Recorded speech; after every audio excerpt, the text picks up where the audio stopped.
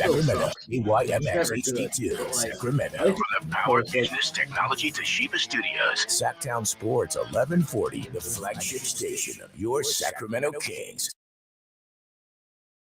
Sacktown Sports headlines.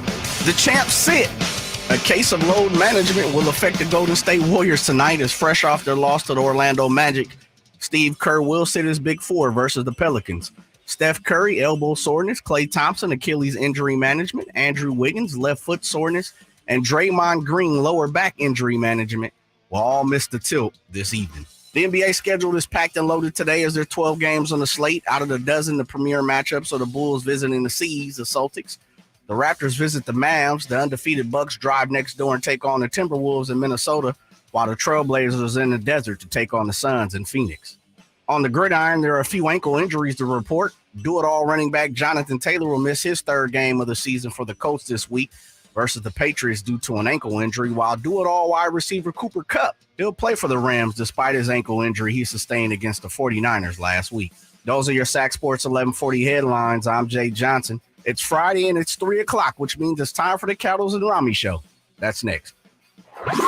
It's the new spot for local sports talk in the afternoon. Cattles and Ramie. Cattles and Ramie. I describe him as the best, obviously. It's Cattles. He throws it out there, speaks his mind. That's cool. It's Ramie. He's supposed to make people laugh. He's just an expert at it. Cattles and Ramie. Sacktown Sports 1140. Friday, best day of the week. Cattles and Ramie, Sacktown Sports with you. Full 3-hour show. Have a lot to get to today. Lots and lots to get to. Frankie Carticelli joins us in less than a half hour. And then also, coming up at 4:30, Synchronized Swatches, Doug Christie, DC, will join us at 4:30 to talk Kings basketball. Ramie, I want to start with the Kings. When we talked about the game on Wednesday night, and you did the recap show after the game, it was one of those back and forth battles as we discussed yesterday, right? And people would look at a loss like that and they would say it's a moral victory. That kind of a game is a moral victory. You went on the road. You're playing at Miami, a team you just beat here last Saturday. You know Miami's going to give you their best punch. Kyle Lowry's playing great. You don't have the Aaron Fox, but you fought. And if it wasn't for a travel call, you might actually have won that game on Wednesday night. So that is the perfect description of a moral victory kind of basketball game. And here was Domantas Sabonis pretty much telling us that in the postgame. Yeah, of course. The more you can be in these situations, the goal is to go far into the season. So the more you have these situations, the more you're prepared if it happens when it really matters. Are you okay? Here's my question, not only for you, but also for all the listeners and viewers on YouTube. 916-339-1140, the text line, phone number 1-800-920-1140. Also, youtube.com, Sacktown Sports 1140. My question for Ramie and my question for all of you, are you okay with moral victories right now? It's a weird thing because there is a stated goal of postseason basketball, of at least a play-in appearance, if not playoff basketball for the Kings this year. That's out there.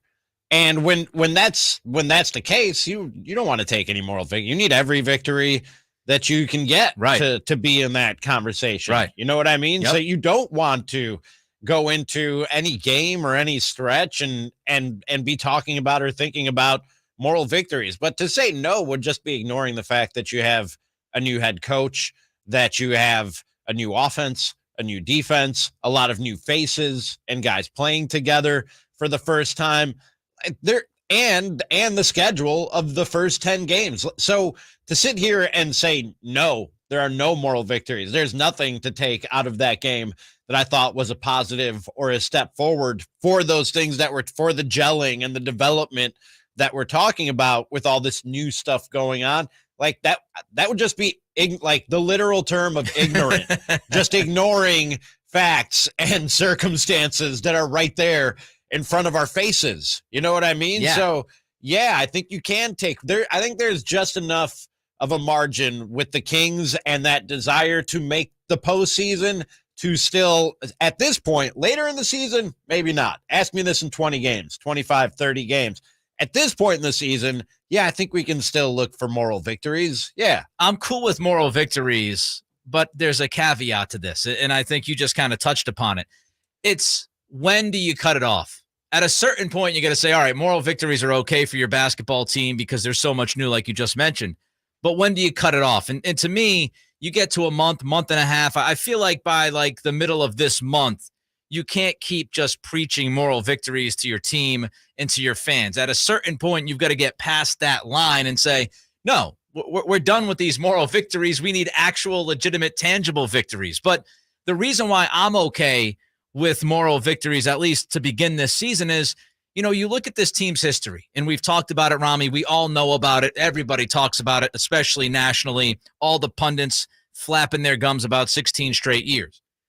When you have that kind of a history, to me, it's about building winning habits. And you're not going to go from what you've been to all of a sudden winning every close game against good teams without some of that learning process that you have to go through. Even without Jimmy Butler, that's still a team that knows how to close out games. Yes. Better. That's a roster that knows how to close out games better than 90% of your roster. Yep. If not the entirety of your roster, especially without De'Aaron Fox out there.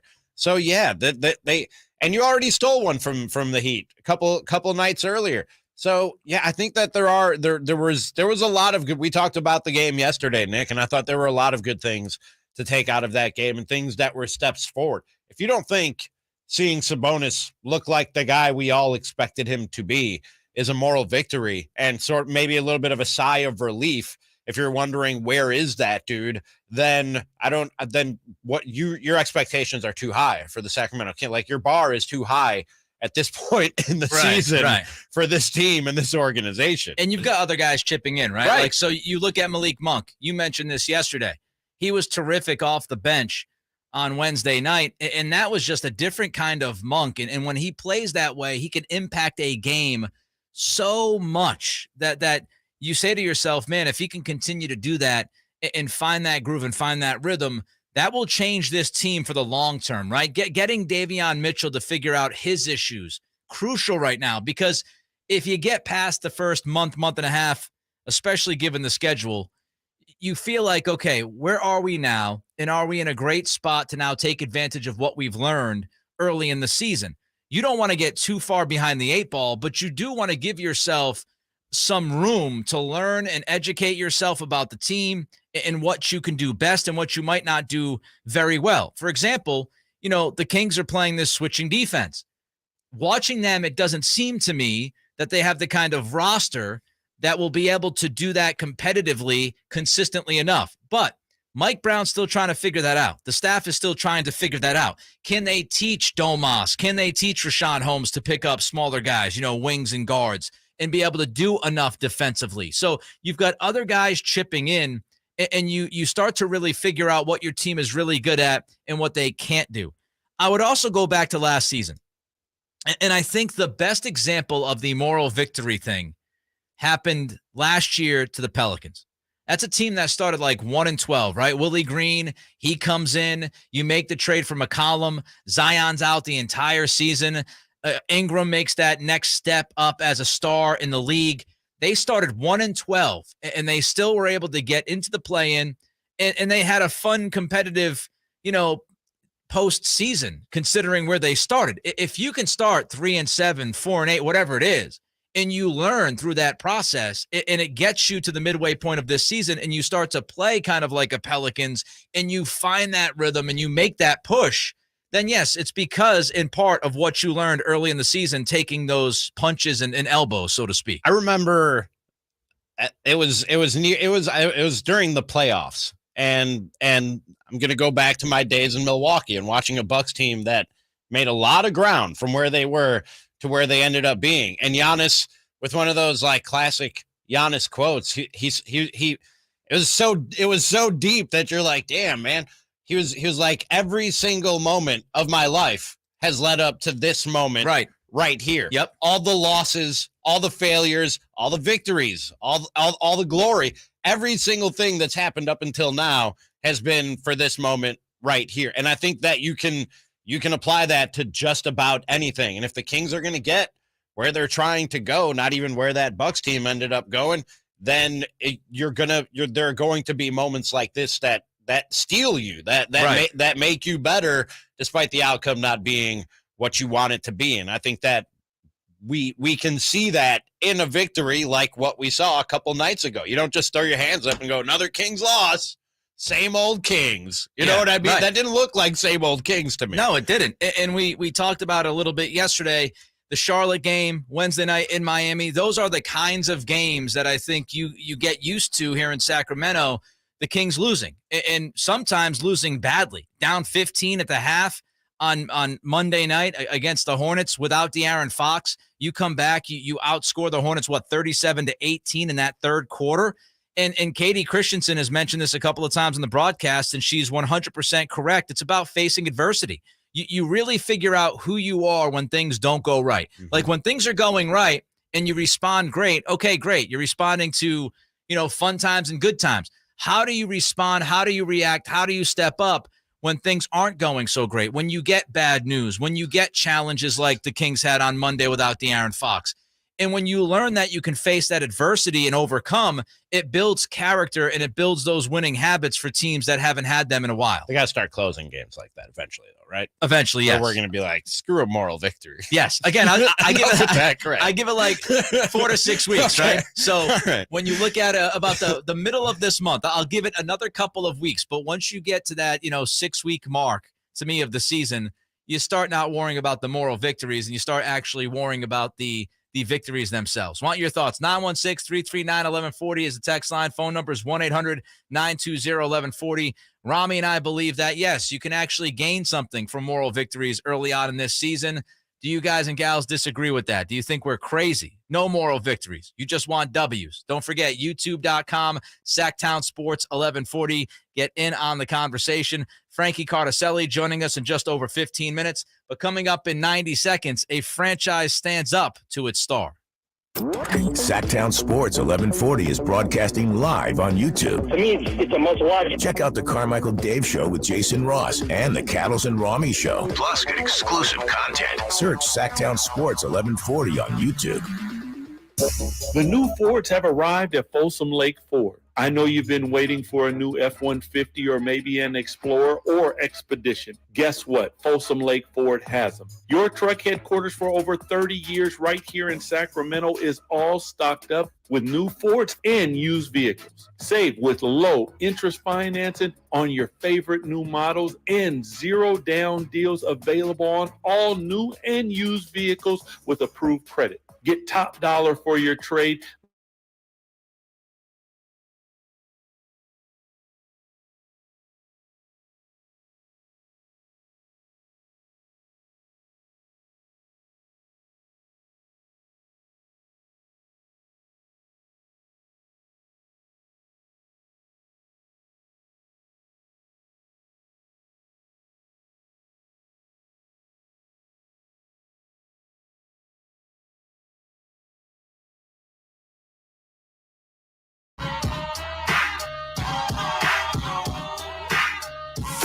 It's the new spot for local sports talk in the afternoon. Cattles and Ramie. Sacktown Sports 1140. Mr. All Read Everything says it really well on YouTube. And again, don't forget, we're trying to beat the algorithm on YouTube. If you want to help us out and you're watching us, listening to us, if you give us the thumbs up and you subscribe to the channel, that's beating the algorithm, because the way the social media world works and digital world works, we have all of these algorithms now that make certain podcasts and streams more important than others. So help us defeat that algorithm by giving us the thumbs up. And Mr. Allred going to fix all that. I don't know if you heard. Oh, is that what's going to happen? He's fixing all of it. Can't wait. He's got all the answers. Mr. Allred Everything says moral victories are fine as long as they are converted into a lesson learned in change in culture and execution.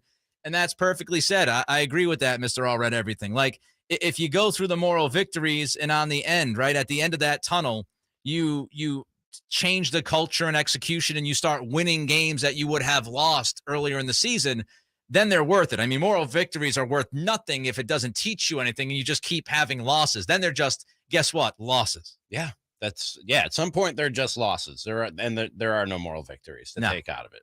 At a certain point. Right now, baby steps. Baby steps. Baby steps. Yeah, baby steps.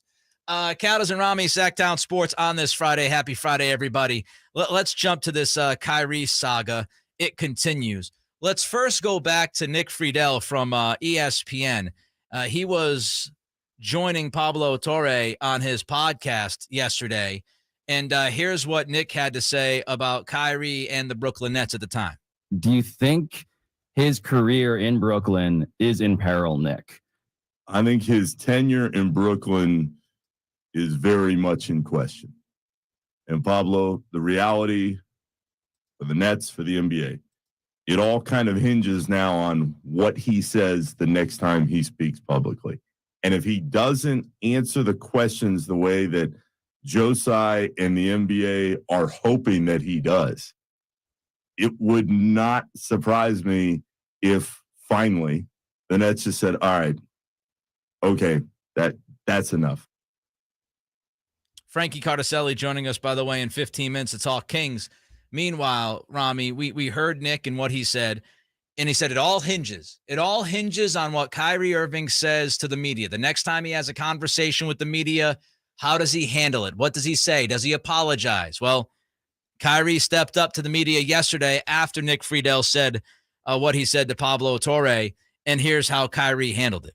I sort of wanted to hear the word I apologize, or in your mind, you said I didn't mean to cause any harm. Were you apologizing or did you not apologize? I didn't mean to cause any harm. I'm not the one that made the documentary.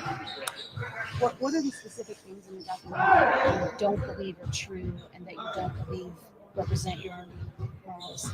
I think some of the criticism of the Jewish faith in the community, for sure. Some points made in there that were unfortunate. No apology. Also, no specifics as far as what he agreed with and disagreed with regarding the documentary.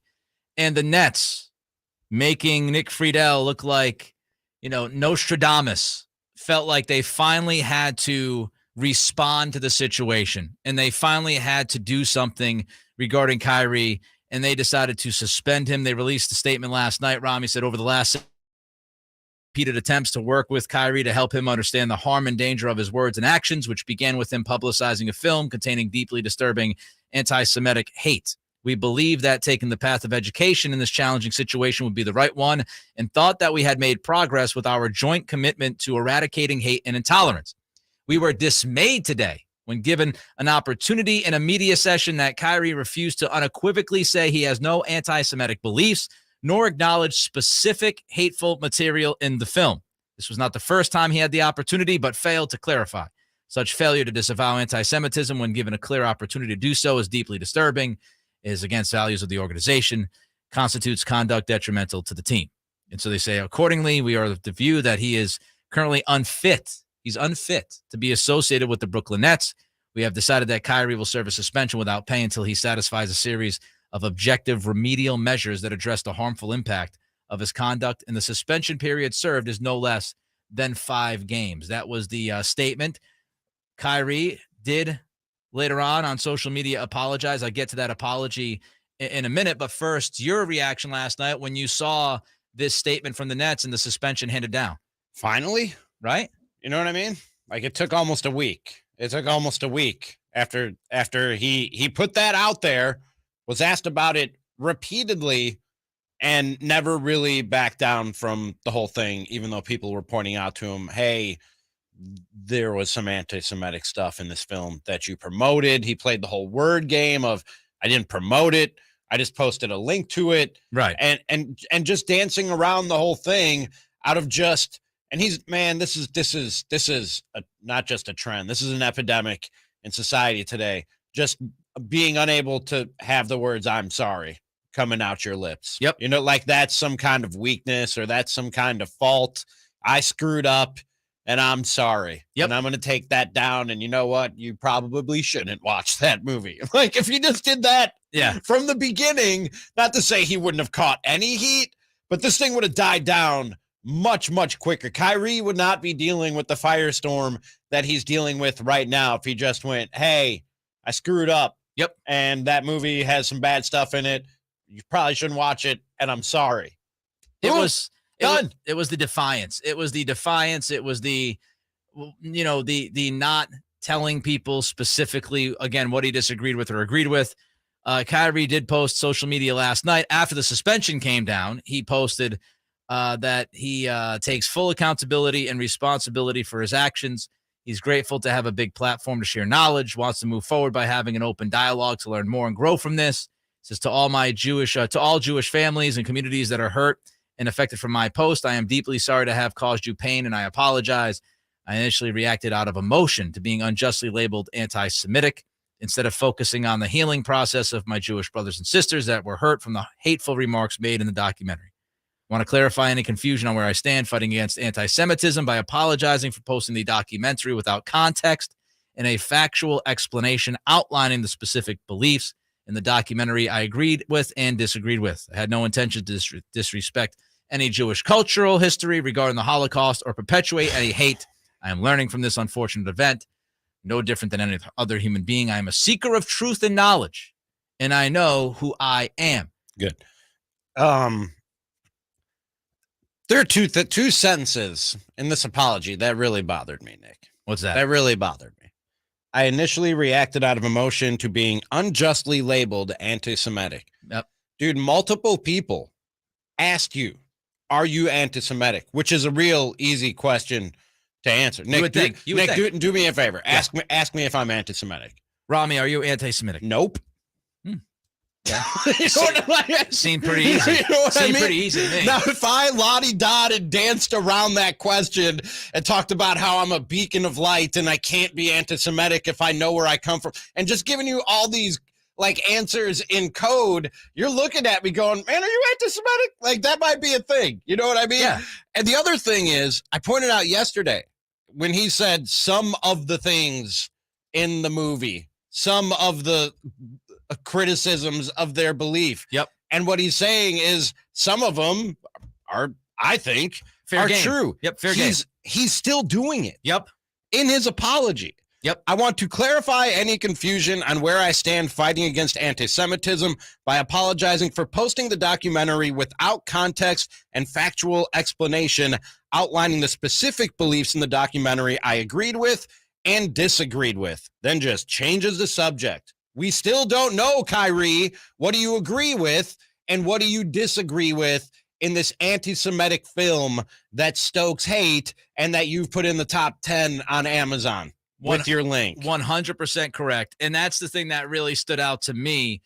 The two things that you mentioned, they both stood out to me. The fact that, again, he did not clarify what he agrees with regarding the documentary and what he disagrees with. And as long as he continues to do that, then he's saying that everything in the film, now it's up to you to interpret what should be agreed upon and disagreed upon. Like, he should come out and say, hey, you know what? Some of the points in the film that I agreed with were blank, blank, and blank, but I don't agree with the idea that the Holocaust never happened, for example, or the fake Hitler quote, or anything else that was in there that was garbage.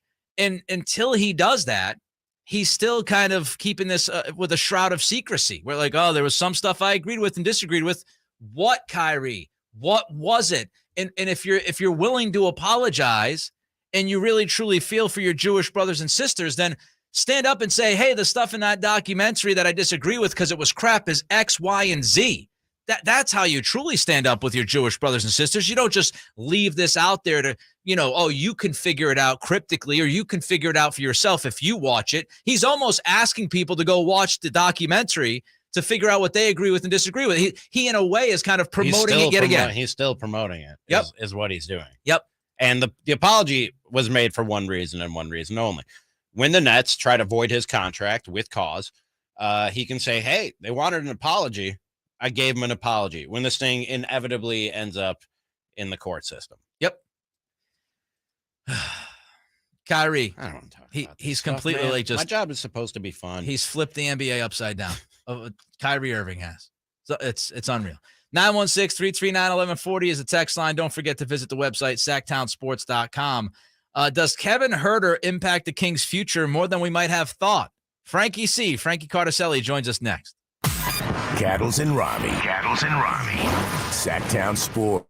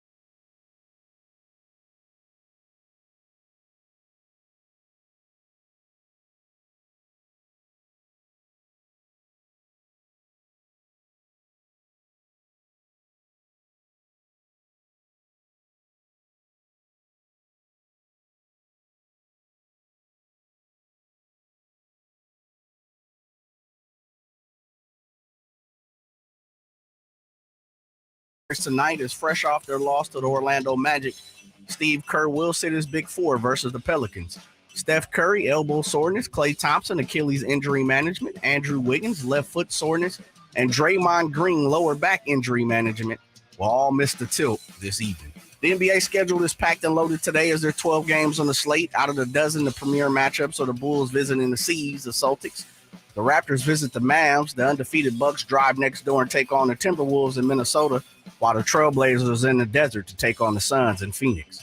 On the gridiron, there are a few ankle injuries to report. Do-it-all running back Jonathan Taylor will miss his third game of the season for the Colts this week versus the Patriots due to an ankle injury, while do-it-all wide receiver Cooper Kupp, he'll play for the Rams despite his ankle injury he sustained against the 49ers last week. Those are your Sac Sports 1140 headlines. I'm Jay Johnson. Coming up, our Kings cowboy, Frankie C.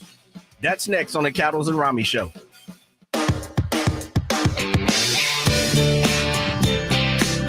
Sacramento has a new tag team in the afternoons. Talking to the original tag team of ugly pukes here. It's Cattles. It's Ramie. Sacktown Sports 1140.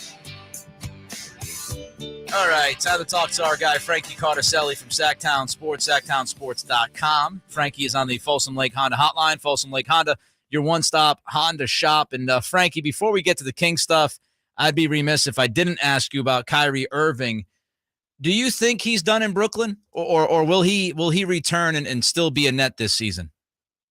Fellas, happy Friday, first of all, and then to get into that part of today's news. Yeah, it's definitely a circus. I'd be pretty, I'd say, not unsurprised if they do go that route. I mean, it's going to definitely depend on how he approaches this when he returns and what he says to the media, because as we saw how yesterday's media session went, it was an absolute nightmare for the Nets. I think that they probably had an idea that he would come out and say the complete opposite of what he said, take a different stance. And the fact that he refused to even kind of even hint towards the fact that we don't know what the fact he is or not anti-Semitic, but didn't take a stance on it. And he's going to be missing out on some money here in some games. And this is the first time he's had to have his wallet hurt over everything, the COVID stuff. Now with everything going on with the social media and the way he's reacting to all this backlash, it's going to be interesting to see how it all pans out. But we're at a turning point in the Kyrie Irving era, and we'll see how it kind of pans out over the next week or so. I want to get right to the Kings because I'm tired of talking about Kyrie. We were asking earlier in the show if Kings fans are okay with moral victories, and nobody came out and said moral victory. We played Domas alluding to a moral victory. Do you get the sense that guys in that locker room, Mike Brown and his coaching staff, are in the business of moral victories, or is it already about more than that? No, it's to me, it's definitely, and I think to the guys in the locker room, and definitely to fans on all social media, it's the time for moral victories it's long past. And well, you look at a game like Wednesday night, and you can say, okay, that was a hard fought game. That was in my opinion, a good basketball game. It was hard fought. There was no point differential greater than 2 points through every quarter. It was neck and neck. And that last shot from Tyler Hero, you have to kind of wonder if Kevin Huerter is taking that shot, do the referees call a travel on him? It's just kind of like that idea that is Sacramento kind of behind the eight ball in scenarios like that because of the fact that they are the Sacramento Kings and they have that track record of being a losing team for the better part of 2 decades. So games like that, they hurt no matter how you slice it. They sting. And the guys want to win games. I mean, this team wants to win. Mike Brown, like you said a couple weeks ago, he didn't come here to lose basketball games. He came here to win, which is a pretty bold statement for a Sacramento Kings head coach to make. But a guy like Mike Brown who's won pretty much everywhere he's been, and some of these guys they brought in, like Kevin Huerter, who's been on playoff teams, Domantas Sabonis, been on playoff teams, they want to win. And as we know, the clock's ticking for this team because Domantas Sabonis has 2 years on his contract. If the Kings can't put together some winning teams here, that Tyrese Halliburton trade will have been made for nothing, and that's the absolute worst case scenario for this franchise. And the time for moral victories has passed. I know that the fan base is over those, and I know the team is as well. Frankie Carticelli with us. Frankie, what's the latest on De'Aaron Fox? As we saw, I don't know if anyone checked on their Twitter accounts lately, but Jason Anderson, good friend of ours, he reported that he did fully participate in practice. He still is questionable on the injury report, but based on the fact that he was a full participant, I would say he's more than likely to suit up tomorrow. That's just my hunch. Obviously, they're going to be very careful with him. Bone bruises are a very kind of they're a pesky injury. You don't really – they're different for every scenario. I was just talking Domantas Sabonis last year. He had a bone bruise on his knee that looked very scary when it happened. He missed the final 2-3 weeks of the season. Fox is he's a quick healer. He had a very high-grade ankle sprain a couple seasons ago. They expect him to be out for, I think, a month plus. He was back within 2.5 weeks. So he's a notoriously quick healer. I would imagine he'd be back tomorrow. And if not tomorrow, for sure for the game at Golden State on Monday. But they need him. They need De'Aaron Fox to win these games here. With Fox out, we saw a more decisive, aggressive, and productive Sabonis than we've seen so far in this season. Is that a coincidence, or does Fox not being out there just leave a little bit more room for Sabonis to work? I think it just comes down to Sabonis staying on the floor and staying in the rhythm of the game, and that's something that hasn't really happened this season. Coming in to Wednesday night's game, he was leading the NBA in fouls per game, which that can't happen for your second best player on the team. And even with Fox out there, we've seen these two play well together in the limited time they've been on the floor over the past. I think it's now a combined maybe 20 games they've played together since he came to Sacramento. But just staying on the floor, and Sabonis stayed out of foul trouble. He entered halftime with 0 fouls last game. That was huge. And ended the game with 2. And that just is something that needs to happen going forward, because especially if De'Aaron Fox is unavailable, you need to have your second best player in Domantas Sabonis out there. And he kind of acts as your like a point guard, like a point center, 8 assists. And he's first on the team in assists right now. It's just, if you don't have Sabonis or Fox out there, and we saw the Kings close out 2 games against Miami at home, and then in Charlotte on the road, they closed out 2 games without Sabonis and Fox. And that's a great sign. But you want those guys out there more than not. And just the fact that Sabonis was out there getting comfortable, it looked like his offense was working. He hit his first 3 of the season. I know that's been a huge talking point, the fact that he was getting some working on that shot and hasn't really been there. Just getting him on the floor and consistently, the fact that he played 37 minutes too is huge. He needs to be on the floor in these games. Frankie Carticelli's on the Folsom Lake Honda hotline. Folsom Lake Honda, your one-stop Honda shop. Frankie, of course, from our very own SacktownSports.com. Frankie, Kevin Huerter, better than you expected? Oh my goodness, yes. And that was honestly something that I talked about with Chris Watkins yesterday. Just the fact that when he was acquired, I think that's maybe the best case scenario we envisioned was a version of Buddy Hield that wouldn't turn the ball over and could kind of have a handle and create his own offense. And what we're seeing from Kevin Huerter, the way that he is knocking down threes, 50% on the season right now, but the way that he's doing it and creating his own shot, getting space from defenders off the dribble, that's something that we aren't used to seeing here from our 2 guards. And the fact that also he's able to distribute the basketball. He's 4th in the team in assists per game right now. He's able to play the 2 or the 3. It's just a very exciting time for this team as far as you see a lot of trades made over the years. And this is one that I think, again, it's been very early in the season, but I think it's going to pay dividends for this team. And the fact that he's under contract for 4 more years, and when that new CBA gets locked in, his $17 million, $15 million over the next 4 years, it's going to be a bargain. And I think the fact that he's able to play so well along Fox and play alongside Sabonis, and the fact that they're on the same kind of age group here, 24 to 26 years old, the Kings now have that core that they can build around. And Kevin Huerter has exceeded expectations. I don't think he's going to shoot 50% from the field and from 3 the entire year, but he's been a difference maker and a guy that can be a legitimate threat from beyond the arc. So I've been very impressed from Kevin. The headband's clearly working, and he definitely should stick with it for the time being. Yeah, there has to be some regression or coming back down. Like you say, he's not going to shoot 50% from 3 the whole year. But that aside, how deep into the season before we dismiss this as just some anomaly and go, oh no, this is who this guy is when in this role? I always like to look at seasons as far as when I start kind of taking when I start kind of weighing things seriously. 15 to 20 games, you kind of know what team you have or what players are going to be doing what. And if Kevin Huerter is playing like this at game 20, I would say, yeah, this is a version of him that no one's seen before, because he played in Atlanta alongside Trae Young, who was taking a lot of shots. Bogdan Bogdanovic was playing over there. They have John Collins. They have a lot of talent in Atlanta. Kevin Huerter was kind of a Harrison Barnes-esque role right now, the 4th, 5th option, not really getting as many shots as he probably wanted. Just even looking over his last couple of seasons, the most he's ever attempted in a season from 3-point line is 6 attempts per game. He's already at 8 right now, and a career high 12 attempts from the field. So he's getting more shots off because he has the opportunity to do it. The Kings are encouraging him to shoot it. Mike Brown wants him to keep shooting, and why wouldn't you? He's knocking down threes seemingly every time he lets the ball fly. Thanks, Frankie. We'll talk to you next week, my man. Fellas, enjoy your weekend. You too. Thanks, Frank. There goes Frankie Carticelli, SacktownSports.com. He was on the Folsom Lake Honda hotline. Folsom Lake Honda, your one-stop Honda shop. NFL picks coming up. It's Cattles. It's Ramie. Sacktown Sports, 1140.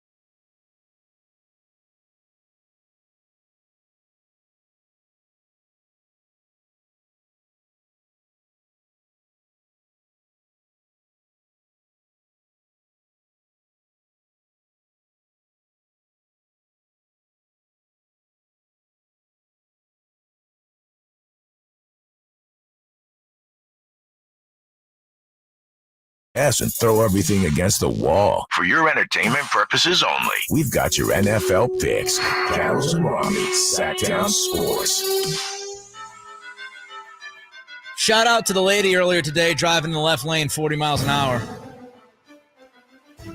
Yep. There's a lot of that going on. It's her lane, man. Her lane. I'm gonna help you people out there if you don't know this. Left lane usually means speed lane. Yeah. fast. As you go further to the right on the highway, you go slower. That's why big trucks are in the right lane. Behind somebody just completely clueless that going like 40. You're talking to the wrong state. This is just something you just have to get used to. Oh, so okay, it is a California thing. All right. I'm like, what are we? For no apparent reason. Anyway, I digress. Sometimes we live up to the stereotype, Ramie. NFL picks. And yes, I'm just delaying JJ sharing how bad I've been with NFL picks. I don't think any of us were great last week, if I'm remembering correctly. I think I went 2-2. I hope I went 2-2. But I don't know. Let's find out. Well, we'll begin the Raiders and the Saints. I was the only one to choose the Saints. The Giants and the Seahawks, Chris and Nick, you guys hit on Seattle giving up 3. They blew out the Giants. The 49ers, we all hit on the 49ers. And the Packers and the Bills, Ramie, you were the only one to take the Packers. They giving up by 11. They lost by 10. That game should have been a 20-point blowout. With that all being said, I'm in front 20-13. Ramie, you're in second, 18-15. Nick and Chris, you're tied at 13-20. I would like some of those wiped off the record since for 2 weeks my brain was riddled with fever, so I don't think those should count. Is that what happened? It's good. It might have been like my best weeks too. It's a fair point. So I'm 13-20. Is that what you said? Yes, sir. How's that? It's an odd number of games. We skipped a couple weeks. We started week 2. Hey, 13-20. Yeah. So I think I've been like 2-2 3 weeks in a row. I think I'm just stuck forever at 500 right now. But anyway, I still got a winning record. All right, let's start. Interesting game, probably for all the wrong reasons. Rams at the Bucks. Ramie, Bucks are giving 3. Is this an elimination game? I would say so. This feels like an elimination game to me for two teams that are supposed to contend for a Super Bowl. Tampa Bay 0-6 against a spread in their last 6 games. Los Angeles 9-1 against a spread in their last 10 games. Give me the Rams plus the 3. It's over for Tommy and the Bucks. That's it. Declare it death. I'm going with the Bucks myself, man. They have to win a game sooner or later, right? And I don't trust the Rams sliding all the way down to Tampa. I'm hoping a little rain or something jumps off. I'm going with the Bucks, and I'm gonna trust the GOAT himself. Give me the Bucks. Yeah, I don't care about numbers. Going with my gut. That's what I count on. I'm going with the Bucks. I'm going to go with the Bucks minus 3. So here's the deal. I know Brady has not looked as good as he looked last year and the years prior. Seems like he does not enjoy the idea of contact anymore in a physical sport, which is difficult to play if you don't enjoy the contact. But I find it hard to believe that Brady's going to lose 4 games in a row. And this one is in Tampa. Cooper Kupp's banged up with the ankle. How healthy is he? That is true. The Rams' offensive line is terrible. The Rams have no run game, so to speak, or to speak of. So I'm going to go with Bucks minus 3. Next one up. This one's interesting because how big of a number it is, Ramie. Titans at the Chiefs. Chiefs favored by 12.5. It's a huge number. Yes. And I got numbers. I don't go with my gut like Chris. I got numbers. The Chiefs are 9. Not going with your gut? The Chiefs are 9-13 against a spread under Andy Reid when double-digit favorites, including 7-9 with Patrick Mahomes. Blowouts to this degree are not common in the NFL. And this Titans team usually can keep it close. Give me the Titans plus 12.5 in this one. I'm with you, Ramie. Thank you for all the analytics, but I'm going just looking at the number 12.5, 2 touchdowns. I'll bid my adieu on the Titans. Give me the Titans. I think they play keep away a little bit with D. Henry. I'm not sure if Tannehill's going to play or not, but I'm going to go Titans. Patrick Mahomes coming off of a bye week. I'd like to see the numbers on that. They're going to win by like at least 20. Give me Kansas City. You could have found the numbers for that, but you just go with your gut. My gut tells me that I'm going to win. He was going to do the research, but then his gut was like, research? This gut doesn't care about research. This gut's saying go with Kansas City. I'm going to go with the Titans getting 12.5. Derrick Henry against that Kansas City defensive front. Like, the Chiefs, I think, have issues defensively. And I've said that in years past, and they have found ways to kind of put it together. They're incredibly fortunate last year that they had Mahomes in that offense because the Buffalo Bills just absolutely wiped the field with them in their defense. But I think they still have significant issues defensively, especially in the front seven. This is the type of game where, like, I just give Derrick Henry the football 35 times, try to keep Mahomes off the field, keep it close, and maybe you win with a turnover.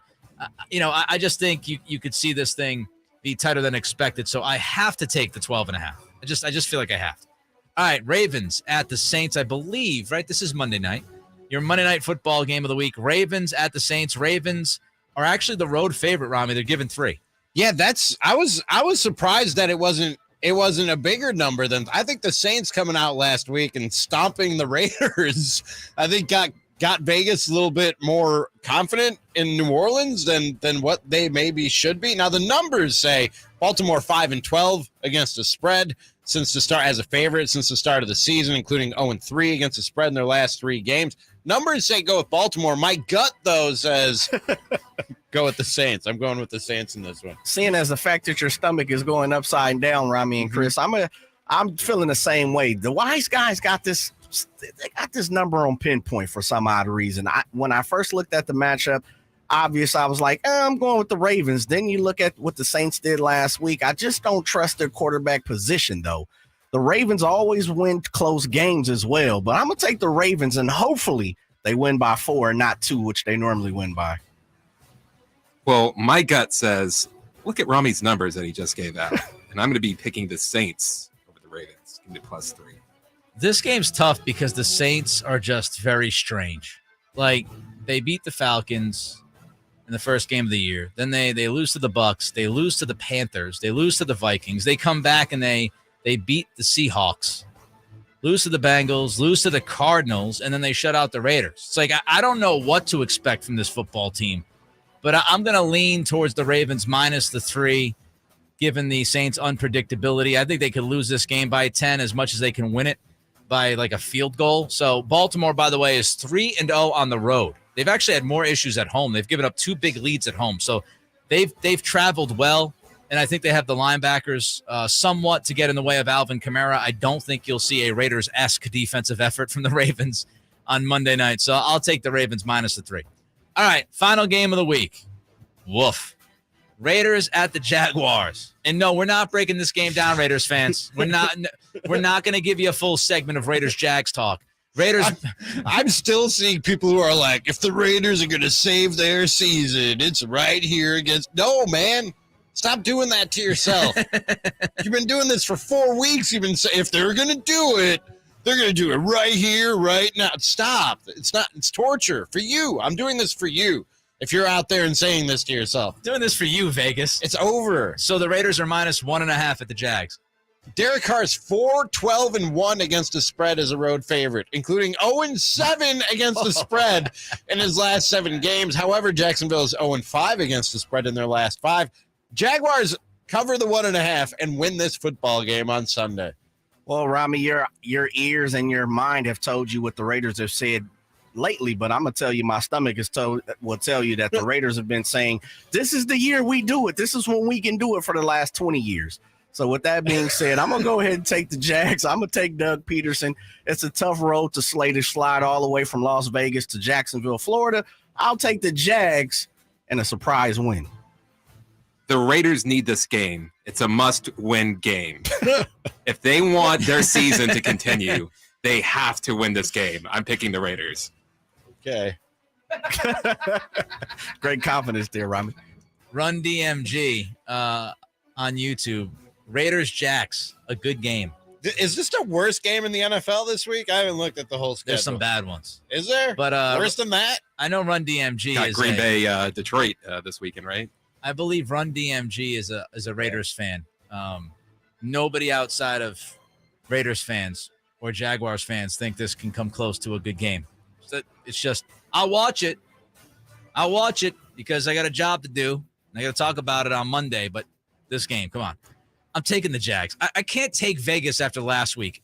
They might win this game by 21, and I still will not regret taking the Jags. Raiders are 0-4 on the road, folks. They have not won a road game this year. So if they want to turn things around. Here it is, right? It's interesting to me that a team that is 0-4 on the road is somehow a road favorite, and they're giving the home dog here. So I'll take the 1.5 for the Jags. It's the worst game on the schedule this week. I just hope it's, All Are you speaking from your mind or your gut there, Ramie? No, it is. I'm looking at just objectively speaking. It is the worst I game don't know. on Run the schedule this DMG. week. Run DMG is trying to sell you, Ramie. He says Carr versus Lawrence. Come on. He literally typed that. It's the worst game on the schedule this week. I considered that fact when I made that declaration. We love you, Run DMG, but this game, not a lot of fun. Woof. 916-339-1140 is the text line. Phone number is 1-800-920-1140. YouTube.com to see what craziness Run DMG is going to continue to type about this football game. If you want to check that out in the chat window, YouTube.com, Sacktown Sports 1140. And don't forget, give us a thumbs up and also subscribe. Our Raiders fans, here we go. Speaking of the Raiders, are Raiders fans justified wanting Josh McDaniels on the hot seat for those that want him on the hot seat? We'll talk about that next. Cattles and Ramie.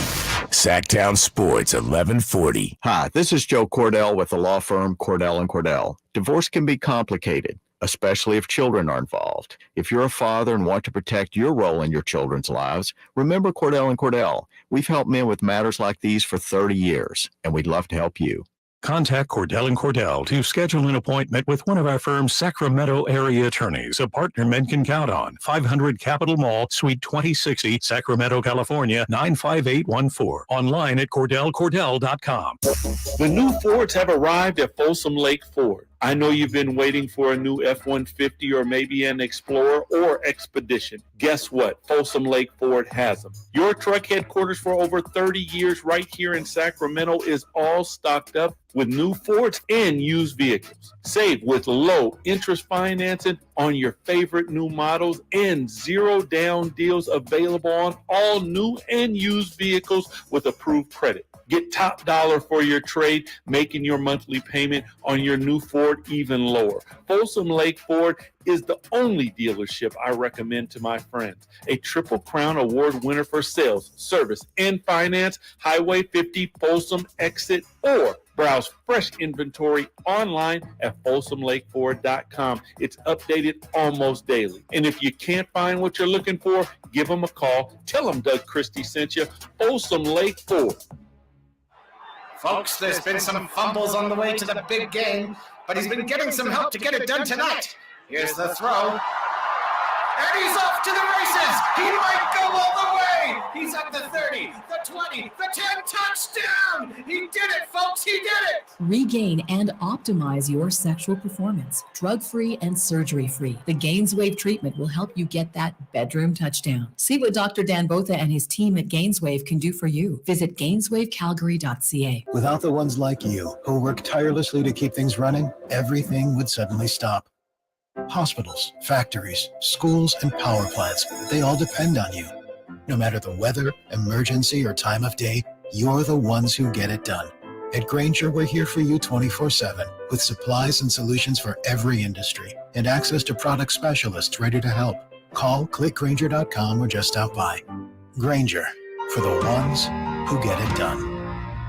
Northern California's #1 Honda dealer, Stockton Honda, is also Northern California's #1 Honda certified pre-owned vehicle dealer. Come see our amazing selection of quality pre-owned vehicles. We have something for everyone. Don't shop dealer to dealer trying to find the perfect used car. Stockton Honda has the selection, financing, and savings you want. Plus, get top dollar for your trade. Anytime, anywhere, it's all here. StocktonHonda.com. One based on 2021 total view and Honda certified pre-owned vehicle car sales from American Honda Motor Company's own one report. Okay, smile naturally. Perfect. Cam's Photography knows wedding season ramps up in a flash. Smidge closer. They need to say I do to a studio assistant before clients go full Bridezilla. I'm so sorry. I have to get a different lens. I'll be right back. Indeed can help them hire great people fast. I need Indeed. Indeed you do. We instantly connect you with quality candidates whose resumes on Indeed match your job description. Visit Indeed.com/credit and get $75 towards your first sponsored job. Terms and conditions apply. Get in the zone, AutoZone. Welcome to AutoZone. What are you working on today? Thinking about gas mileage. You know, changing your oil with a full synthetic oil like Castrol Edge can help your engine get more miles. Right now, you can get 5 quarts with an STP extended life oil filter for only $38.99. Get everything you need for better fuel efficiency at any of our 6,200 stores or on AutoZone.com. Get in the zone, AutoZone. Restrictions apply. Hanley's Kia in Davis is having its biggest sales event of the year.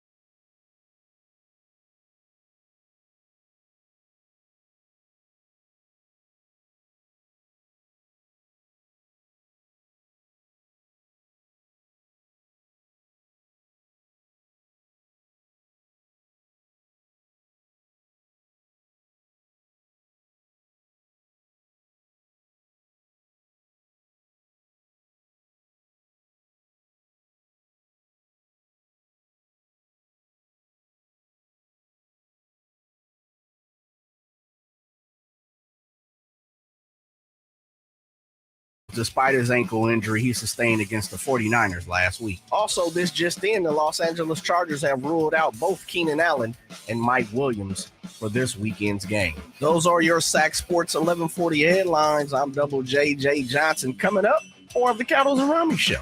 That's next.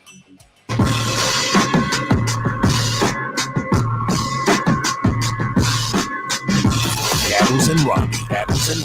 Sacktown Sports 1140.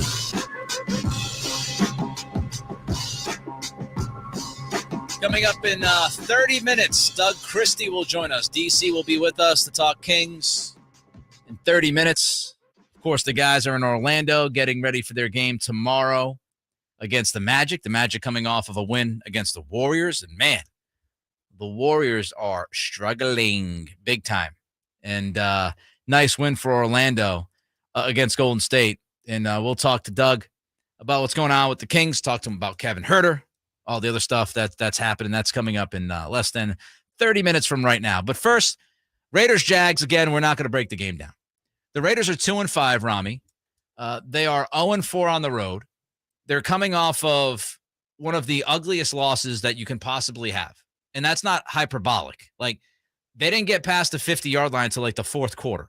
Devontae Adams was non-existent. The one guy that you had to stop in Alvin Kamara tore you apart.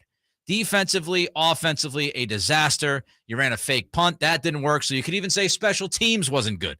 There was nothing redeeming about that game last Sunday. And here was Josh McDaniels, to his credit, although I don't know what else you can do, taking responsibility for the ugliness. Obviously, that wasn't good enough in any way, shape, or form. And that's my responsibility. So I have to do a much better job of getting ourselves ready to go here. We're better than that. I apologize to Raider Nation for that performance. And again, I own that. That's my responsibility. So we have to do much better, obviously, in every phase of the game to be able to compete with a team like that, who's well coached, has good players.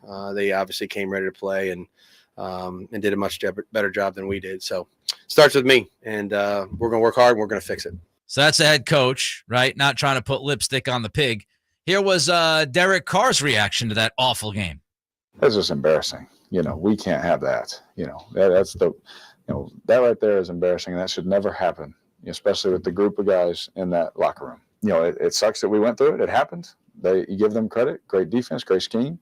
DA did a great job. Their players played hard. They did a great job. And so, we got to take a look at ourselves, though, and really check and see how we want to go into this next game. So not yesterday, it was, what was it? Tuesday. A couple days ago. Yeah, Tuesday. We had Jeff Howe on the program, and Ramie asked Jeff if Josh McDaniels should be on the hot seat. Here's what Howe said. I'm still going to push back on that one. But, look, the New Orleans game was inexcusable. The effort wasn't there. There were times when I think it was that long Kamara run when he kind of backed into the end zone. To put it kindly, the Saints on that particular play and others had a lot more effort than the Raiders. And that's something that you certainly don't want to see when a team is kind of struggling to keep its season afloat. And then, it's just Derek Carr is not playing as well as I think he should be. But how much of that is on him and how much of it is on the fact that the offensive line's not overly good? So, look, I still think they're building something. I really do. But the loss in New Orleans was inexcusable. Well, Mike, check on me. Is Josh McDaniels on the hot seat? Should he be on the hot seat, Ramie? All due respect to Jeff Howe, how can you say they're building something when they've literally taken a step back from what this team was a year? This was a playoff team a year ago, man. And you spent money on both sides of the ball. You went and got Devontae Adams and went and got I'm drawing a blank. Chandler Jones. Chandler Jones, a guy who you gave pretty good money to come in and rush quarterbacks. Devontae Adams had 2 touches last week. Chandler Jones, I don't think, sniffed a quarterback in that game. And you can point to some things and go, well, Darren Waller's been banged up. Hunter Renfrow has been banged up. You haven't had the full arsenal of weapons for Josh McDaniels and Derek Carr to work with, because I'm not going to put a lot of the defense on Josh McDaniels. He didn't construct the roster and put that together, and he doesn't coordinate or call plays for the defense. But when it comes to the offense, man, you have Derek Carr, who's not as good this year as he was last year. When you're an offensive head coach and came in tasked with taking that side of the ball to another level, you got Josh Jacobs, who's been one of the best running backs in this league for a 3-4 week stretch, was the best running back in this league. Devontae Adams has played in every game, and you've had the emergence of Matt Collins. Like, we can talk about Darren Waller and Hunter Renfrow not being there, but Matt Collins has filled some of that void, right, at the very least. And this offense is unimpressive, to say the least. And some might point to the offensive line and go, well, that's his own doing, man. That's his own doing. They just pick your 5 best offensive linemen and run them out there. This offensive lineman shuffle doesn't work. This ain't the preseason. He's still trying to figure out his offensive line like it's week 3 of the preseason. Just find your 5 best blockers and put them out there. All this inconsistency. So I don't appreciate your tone either. Sorry. My bad there. A lot of this is on Josh Daniels. And yeah, he should be on the hot seat. I'm not there yet. Even though, some people in the YouTube world, Lad BBQ says on paper it was a great hire. Then that paper got put in the paper shredder. Run DMG. Raiders fan says they should have waited for Sean Payton. So there is some backlash already. And look, there deserves to be backlash, and there deserves to be criticism, and heavy criticism. He hasn't been good. And Ramie just ran through several reasons why he has not been good. And there is legitimate concern about McDaniels, because the last time he was a head coach, that thing imploded in Denver. And then he had the whole situation with Indy when he was supposed to go there and reportedly had agreed but didn't sign anything just yet and decided to back out in the 23rd hour. There were legitimate questions about Josh McDaniels and his ability to lead a group of men before he got this job. And now you start 2-5. You haven't won a single game on the road. Maybe they beat the Jags on Sunday. I don't think that would be reason to throw a parade, because it's the Jags. And we thought the Jags, beginning of the season, oh, look at Jacksonville. They're better this year. Not so much. So there were questions about him, but to me, it's not yet. And it's not yet because if you're Mark Davis, he was your guy 10 months ago. And I don't know how you hire somebody 10 months ago and then remove them this quickly. Like, I think if you were so sold on Josh McDaniels being the guy for this team as a head coach, then you stand by that at least through the year. I don't think you can say he's on the hot seat just yet. I'm not saying I'd fire him today. No, I know. But I'm saying it's definitely in the back of my mind. Like, did I pick the wrong guy? I think you have to. When you witness what happened last Sunday, I think that's just an automatic kind of pondering that you're doing if you're Mark Davis. And there were reports coming out this week that Davis has shown some regrets about hiring McDaniels, but it was actually more regret for letting John Gruden go, which is a whole nother can of worms that we don't want to open right now. But you got, if he was your guy 10 months ago, then you have to be more confident than, we might have to bail after 7 weeks. And, thinking about maybe removing him down the road here already. I think you've got to give McDaniels the opportunity to dig you out of this mess. He got you in this mess. Can he get you out of this mess? If by the end of the year, Ramie, we're talking about a team with like 3 or 4 wins with this roster, then yes, it's you have to contemplate the idea, because it's not only that he failed and failed to meet those expectations, but it's also the fact that he and Dave Ziegler, they made a lot of changes to this roster. So this is not necessarily, it's not my team. They've got a lot of guys. They invested a lot into this team, and to not get the results, yes, there are questions, but I don't think the seat is hot just yet. I can't wrap my head around how ineffective this offense has been. With your quarterback has been healthy all year. Devontae Adams has been healthy all year. Josh Jacobs has been healthy all year. I can't wrap my head around that, Nick. And he's the guy he was the offensive play caller in New England. They brought him in to take that off him, and Devontae Adams in to take that offense to another level. And it's taken a big step back. Not just it hasn't taken a step forward. It's taken a big step back. And when you're an offensive-minded head coach, and it's not like he came in here to oversee a rebuild. You know what I mean? Right. He came in here to take it to another level. And but it's taken a step back. In fairness, there were people like Bill Barnwell who would tell you, and before the season, he said this team was going to take a step back, and Bill so far has nailed that. And he took a look at the schedule last year and how many close games they won and how that's a very unusual situation. And so, there were people out there saying this team wasn't as good as the record a year ago. So let's look inside, actually to what happened. But one of the reasons I would also bring up about giving him some more time here, and again, I don't think you're saying firing him right now, but the reason why I would say that the seat's not hot yet, they have played the 13th toughest schedule. So they've played almost a top 10 tough schedule. But the excuses go away, or the reasons go away, because if you look at their remaining strength of schedule, Ramie, it's 24th. So if you can't find wins on this schedule that remains, then you're in big time trouble. And if you continue to lose on the road, I think that's just, I remember a while back, Bill Belichick had said one time, like, you really know how good your team is if you can go on the road and compete and win. And if you can win consistently, you've got a really good football team. When you go on the road and like the Raiders have done so far, go 0-4, it does show a little bit of a lack of leadership or something with your team. So again, even if they win this weekend, they're still 1-4 on the road. And if they finish with 1 or 2 wins on the road, ultimately this team's not good. And the head coach was not good.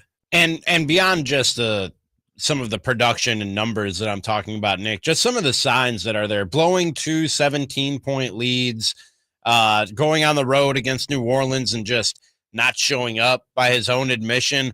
Those are things that I think go back to the head coach and the tone that's being set. And I just don't think he's landing as a head coach, man. Yeah. I wasn't out on Josh McDaniels because it was a rough go his first time around in Denver, or because of the way things went down in Indy where he took the job and then backed out of it. I came into this with a very open mind that maybe there's a guy who's learned his lessons from previous stumbles in his career. But man, some guys are just not head coaches. Some guys are just coordinators and assistant coaches and members of staffs, and that might just be the case with Josh McDaniels. Yeah, I've said that. I've said that for a while now. Like, you never know. Robert Saleh was a fantastic defensive coordinator. Does that mean he's going to be a great head coach? We don't know. Josh McDaniels is a really good offensive coordinator. It's a whole different world when you get that job up the top. And when you're the head coach, it's a different job.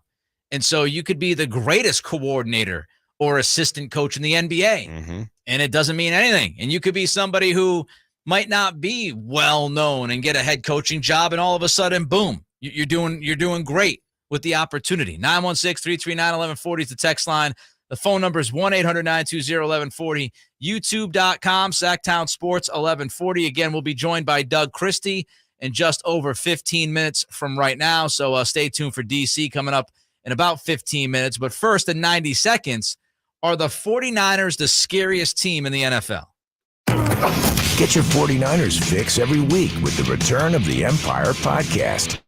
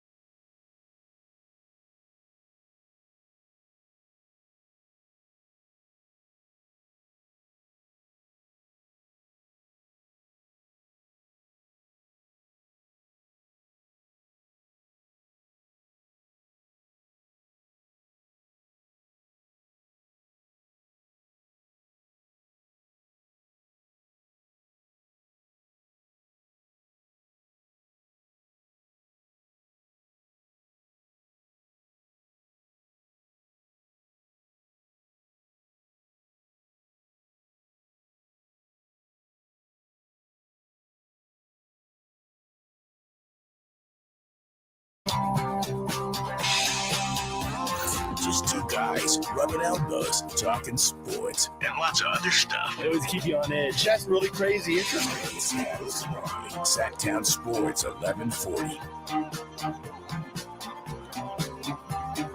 We'll get to the Niners in a minute. Are they the scariest team in the NFL? Also coming up in 15 minutes, Doug Christie will join us. We'll talk about his Kings team. Well, obviously it's Coach Brown's Kings team, but he's on staff. We'll talk to DC in about 15 minutes. Some reaction, though, here on YouTube, first and foremost, about the Raiders, the conversation Ramie and I just had about McDaniels and whether or not he should be on the hot seat. Megadeth Knight, I think a coach should get 2 years. But, yeah, I agree with Ramie's take on some guys are not head coach material and should stay in the lane of being an offensive coordinator. Lad Barbecue, BBQ, says DC thrived the last 4 games, talking about Derek Carr. Thrived the last 4 games last year because he had more control of the playbook. Maybe get back to something like that and he'll perform better. Run DMG says Al Davis would smoke McDaniels. He says the Raiders should have kept the interim head coach. Like, I don't know about Bisaccia being the answer. Just because McDaniels might not be the answer doesn't mean necessarily that he would be the answer this year. Bisaccia, I wouldn't go. I wouldn't go there just yet. Again, it all depends on how you look at the team last year. And guys like Bill Barnwell, who looks at the analytics and looks at some of the, circumstances of last year and how things went, he had made the point before the season that this was not a team that should be considered a playoff team off of their record last year. And I understand that. It's just the way that we've gotten here. You know what I mean? Yeah. The journey to this record that they have. Some of the things about it, I think, come back to Josh McDaniels and the way that this team has been coached. And again, I see a bunch of you shuffling into the YouTube channel, youtube.com, Sacktown Sports 1140. Don't forget when you swing on by to give us a thumbs up and also to subscribe. We're trying to, as I say, beat that algorithm. And that's the only way Sacktown Sports will get some love is if we continue to give the thumbs up and we continue to also subscribe. That gives us our best chance to get our content out there, which means we're more successful, which means we can bring more people in and give you more content. So that's the Raiders side of it. Let's look at the Niners side of it, Ramie, Cattles and Ramie, Sacktown Sports. 1 week changes a lot. Like if you go back, we talked about this before last weekend's game. We said, man, 3-5 versus 4-4 feels different. You might look at that and go, what? But it does. Like if the Niners lose last weekend, I don't think we're hearing some of what we're hearing. But they win last weekend. They have a great second half against the Rams. They're now 4-4 instead of 3-5. And not looking at 3 straight losses, by the way, if they lost last weekend. And now we're getting the tires being pumped. Lots of tires being pumped about this football team. Let's first hear from Greg Papa, who joined Dave and Jason in the morning. 49ers are good. They feel like they should be 6-2 going into the bye, not 4-4. So that may cost you being the number 1 seed. But, win the NFC West, get at least one home playoff game, maybe two, and then maybe have to go on the road and win a championship game. Or if one of those teams gets beat above you, you host the championship game. Yeah, Jason, get excited. I think we're finally seeing the team we thought, and it took them a little while, and hopefully the injured guys come back, and we don't have any more injuries. Of course, you will at some point, but this team's starting to hum. There's no doubt. All right, so this team is dangerous. They're starting to hum, Ramie. Meanwhile, on ESPN, and we apologize ahead of time for the corniest, the corny nature of this thing that you will hear. You will hear corny sound bites and sound effects and all of this because it was a Halloween kind of question of who is the scariest team in the NFL. Who's the scariest team in the NFL? Ooh. I think it's how you would do that. But here is well done. Well done. I stunk. But here was Orlovsky with the help of those spooky sound effects. And the number one scariest team, I'm telling everybody that no one in the league wants to see when they're healthy, the San Francisco 49ers. This is a team in San Francisco that now they have probably the most untackleable trio in the history of the NFL. McCaffrey, Debo, and Kittle. I understand their quarterback's Jimmy Garoppolo, but when their defense is healthy, they're better than the Dallas Cowboys. Lightning and thunder and the Sorry to fright you. The organ playing in the background. Ramie, are the Niners the scariest team in the NFL? I think it was Grant Cohn who tweeted, and he's right. Would the 49ers lose, is this even a playoff team? Should they fire the head coach? And when they win, are they the scariest team in the NFL?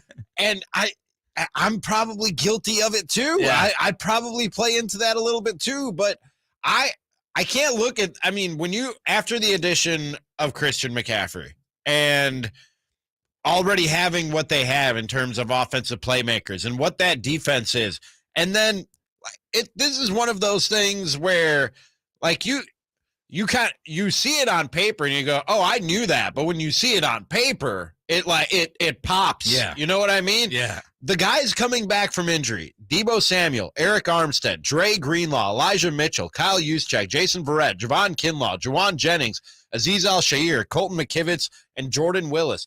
11 guys coming back from injury, and 11 guys that a lot of them are pretty damn good football players are all coming back for this team. And you might have added I guess Bradley Chubb is probably the biggest difference maker added before the trade deadline, but right up there in terms of, and I know it was a big price to pay, but you don't pay that till down the line. Guys that help you right now, the 49ers improved their team about as much as anybody did by adding Christian McCaffrey at the trade deadline, plus those 11 guys you're getting back from injury after the bye week. They might be the scariest team in the NFC, if not one of the scariest teams in the NFL. Yeah, I think they are. I don't think they're the scariest. I do think they're in the conversation for being a really tough out. There's no doubt about that. But up to this point, Jimmy G, again, in playoff games, and if you're going to tell me a team is scary, I have to believe that the quarterback scares you. It's the NFL. It's the most crucial position in the league. And I've talked about Jimmy G, and, he's an average quarterback for the most part. He's playing above average the last few weeks. I give him credit and tip the cap, but he's still not a guy that I don't think Shanahan's going to walk into a playoff game and say, you know what, we're going to win this game if Jimmy G takes us there. It's just not that kind of a team. It's not their style of play. And they beat you with their style. They beat you with what they do. Run game, short passes, quick offense, great defense. That's what they do. So is that scary to me? No. What's scary to me is if you got to face Patrick Mahomes. What's scary to me is if you've got to play against Josh Allen, because even if everything goes right up until the fourth quarter or the final 6 minutes, you still got to play against that elite quarterback. That's what's scary in the league. And Jimmy G, he doesn't scare me. The defense would frighten me when healthy. But I think if you want to talk about scariest team in the NFL, then you have to look at that quarterback position first and foremost. And I think you start with Mahomes and you start with Josh Allen. Those teams are scary because what those guys can single-handedly do to you. Yeah, that probably is what would keep me from saying they're the scariest team in the NFL. Is when we're talking NBA playoff series, I usually take the best player in the series, and whatever team he's on is probably going to come out victorious. When you're talking big games, I'm probably taking the team with the best quarterback. Yep. And against some of those teams, not every team that's going to be in the playoff mix or in the discussion for the Super Bowl, but when you talk about Kansas City, Buffalo, if Baltimore is in the Super Bowl conversation when all is said and done, those teams that have franchise quarterbacks, that alone gives them an upper hand or an edge. Doug Christie joins us next. Cattles and Ramie. Sacktown Sports 1140. Buying a new Acura is an easy decision, and Acura of Stockton makes buying easy.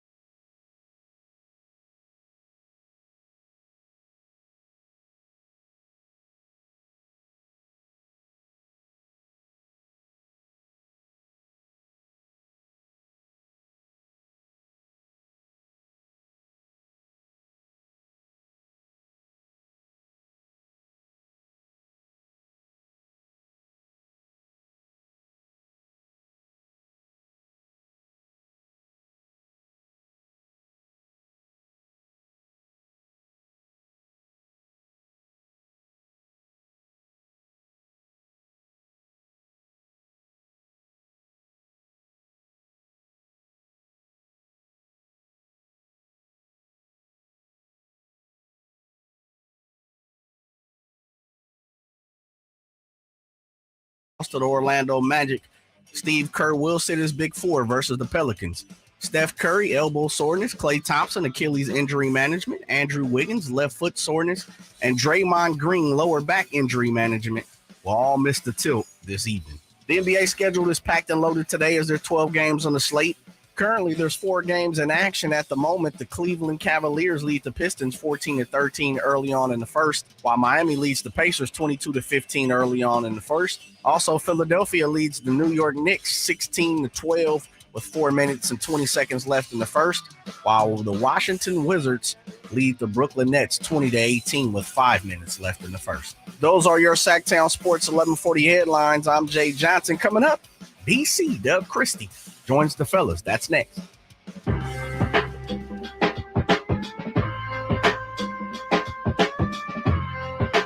Trying to get you home after another long day and through the drive time afternoon traffic. Cattles and Ramie, Sacktown Sports 1140. All right, let's get right to it. Joined by our special guest today. You all know him. Come on. Doug Christie, DC, is with us. He's on the Folsom Lake Honda hotline. Folsom Lake Honda, your one-stop Honda shop. DC, thanks for joining us as always, my friend. If you guys want to make sure we pop him on there, make sure we can hear DC when we ask him. There we go. DC, we appreciate you. Let's start talking about Keegan Murray. Offensively, DC, he has struggled the last 2 games. Your thoughts on what you've seen from him recently? You know, what Keegan is going to start doing, guys, is he's going to start getting a lot of different looks. Players are going to play him different. They're going to be more physical. They're going to send him to the pick. They're going to blitz him sometimes. You're going to start getting a lot of different looks. So for a rookie, there is going to be a bit of up and down, but I don't worry about him at all. The kid's a hard worker. He studies, he watches film, he understands what's going on in front of him.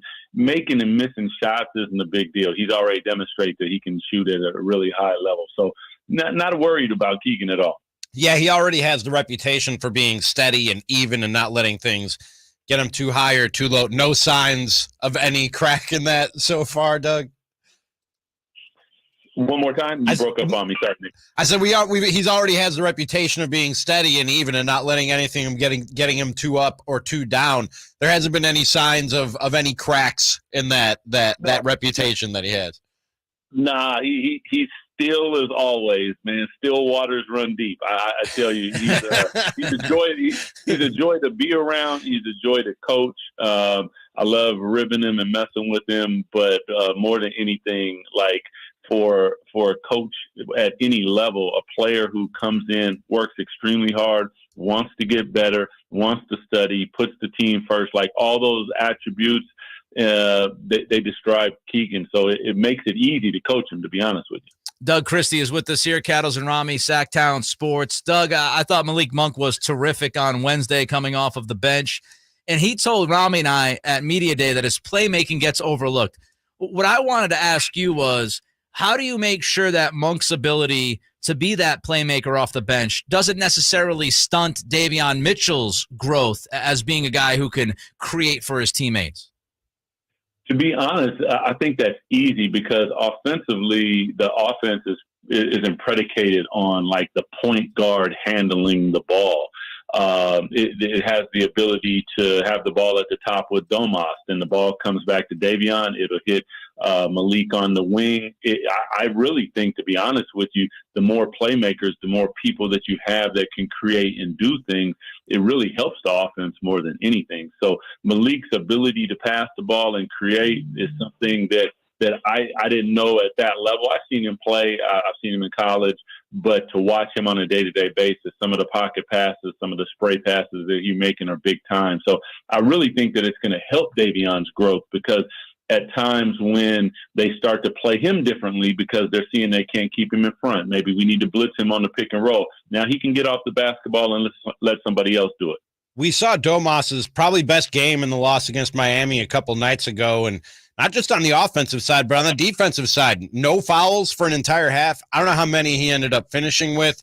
Was it something he was doing differently defensively, or was it just the referees giving him a little bit more leeway to work?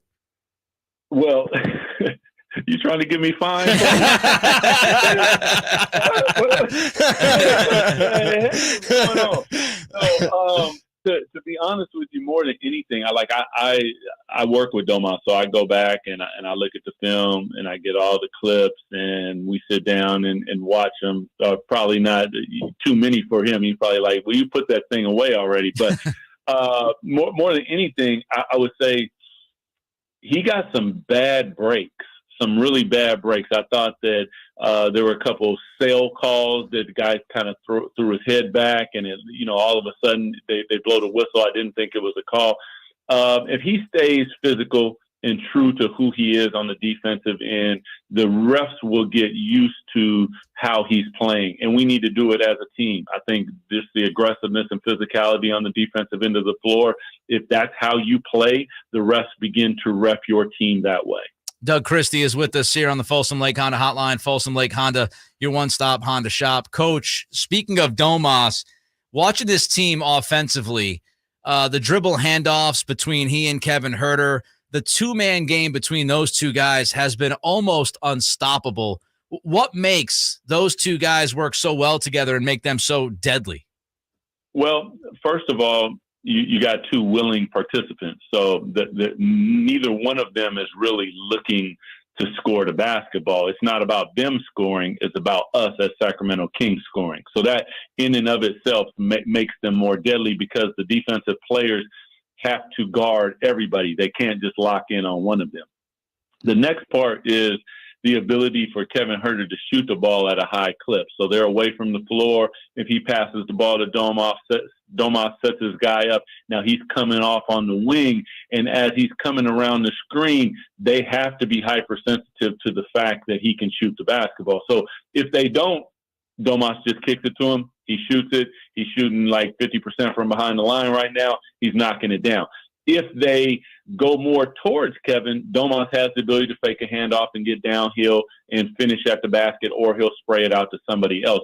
So when you put those pieces together, they really work well. And I think they understand also, and this is ultimately what you want your whole team to do, understand that we need each other and we need to play off each other's strengths. And they do it. They're just at a really high level right now. I want to go back to something you just said about the whole team needing to play a certain style of defense and officiating getting used to it around the league. After the game in Miami, Coach Brown not pleased with the officiating and let people know about it and talked about the way the Kings are officiated and essentially said teams or people look at the Kings across the front of the jersey and almost expect this team to lose, and refs ref the game that way. Is that something you've noticed in your time wearing that uniform and now on the sideline watching this team?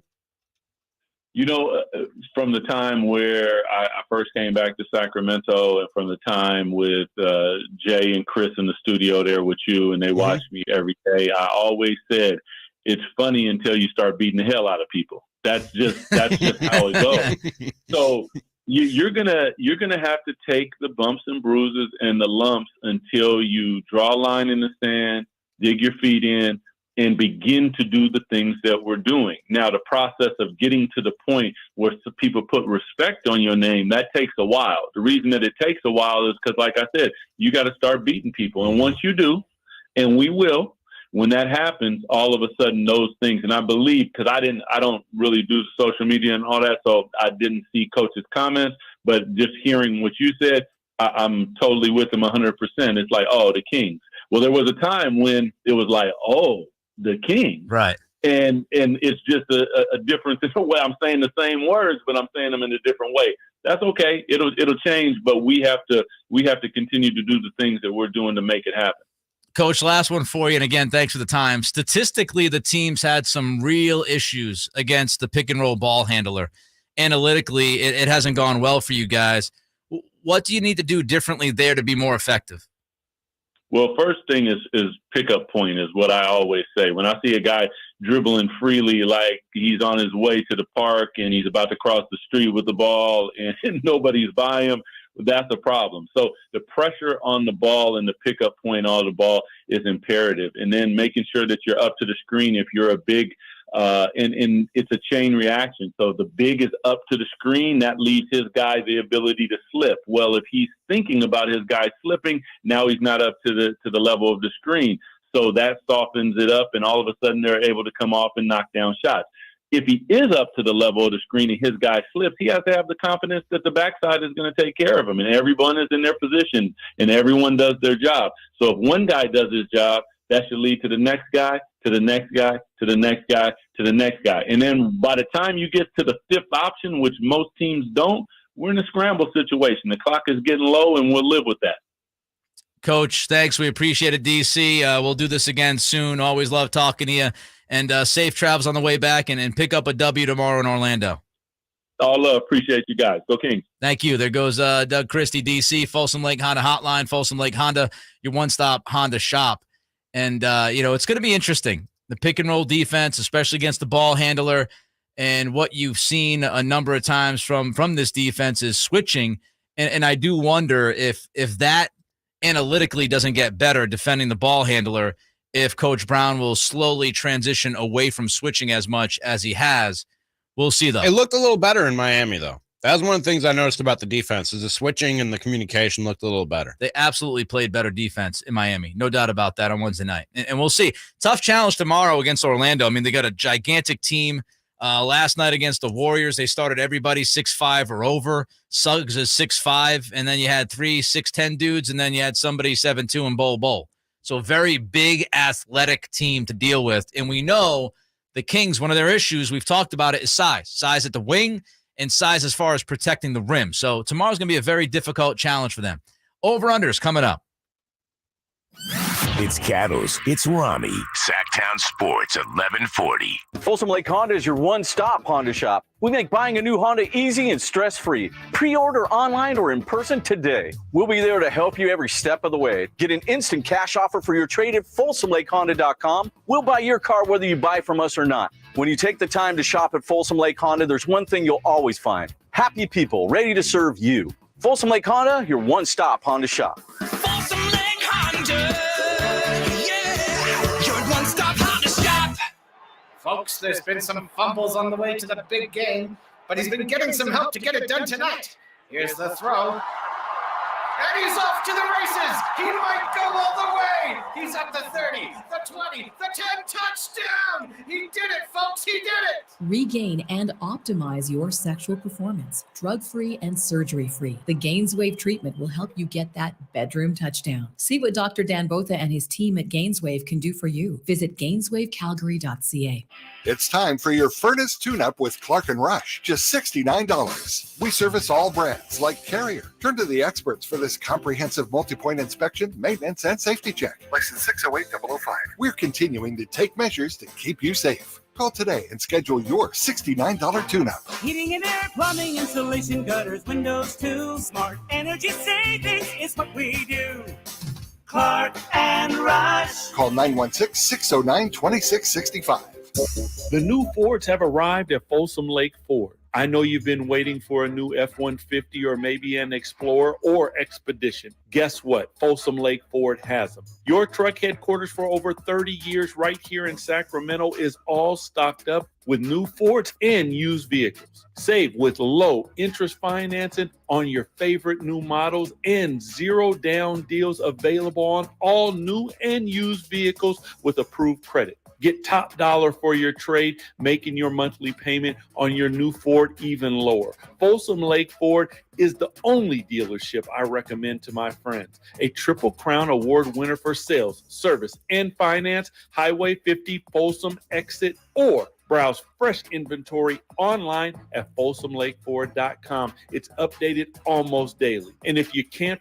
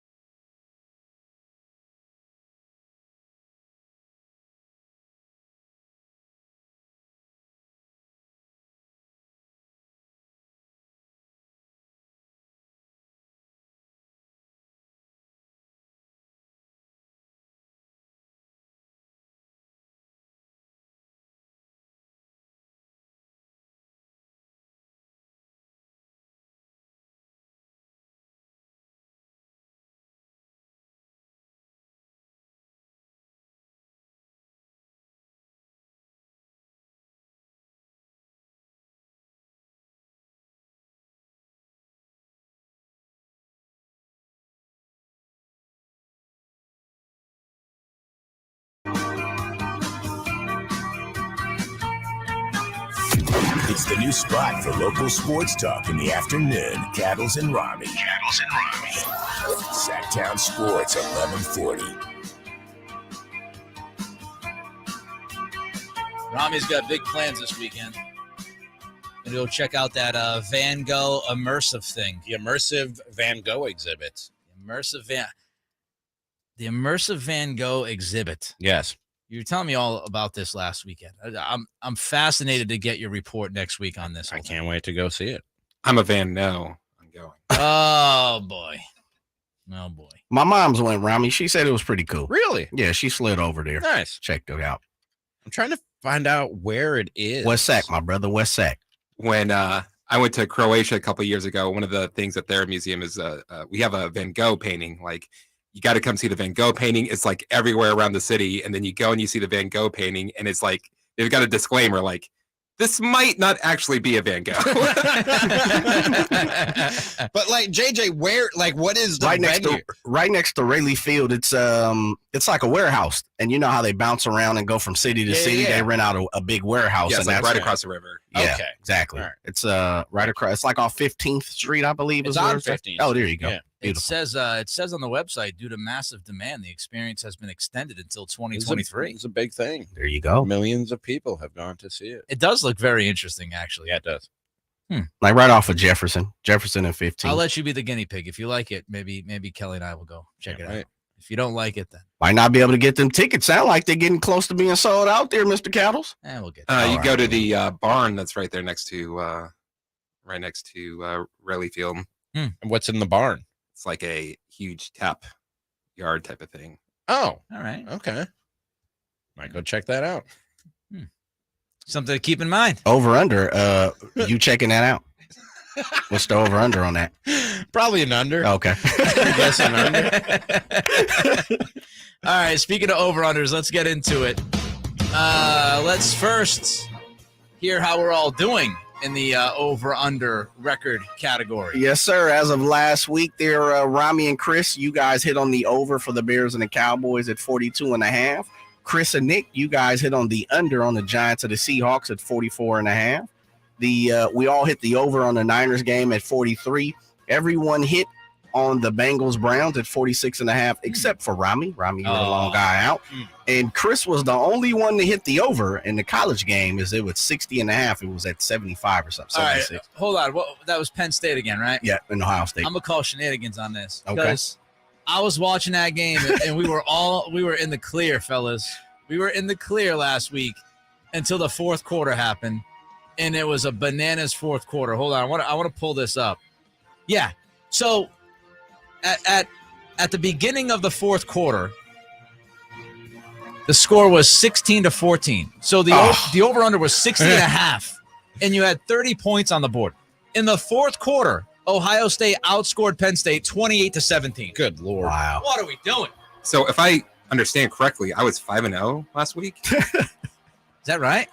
Yeah. Goodness gracious. My strategy worked out. It did. I can't believe it. It did. So I forgot about that. On the year, Nick, you lead 21-11. Ramie, you are 19-13. Chris, with an outstanding week, you're 18-14, and I'm 14-18, bringing up the rear. All right. So I should be 22-10 if it wasn't for that ridiculous fourth quarter. No, because you got away with that Oregon game the week before when I didn't get away with anything. they had like 6 points and then scored like 80 the next three quarters. It's the Pac-12. It's what happens. Not in the Big Ten. Like 50 points in the fourth quarter of a Big Ten game. When's the last time that happened? Anyway. Never. Last week. Yeah. Thanks.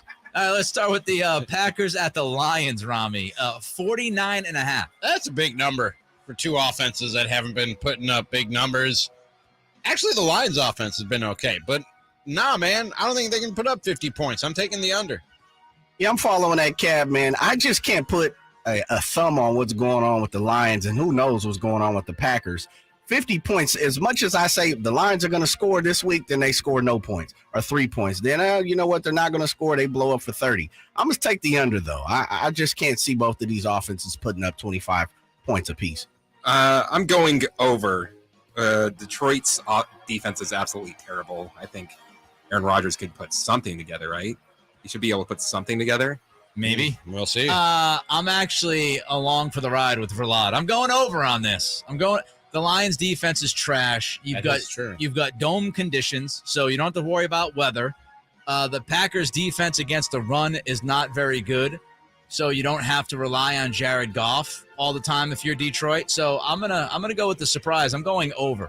All right, Seahawks at the Cardinals.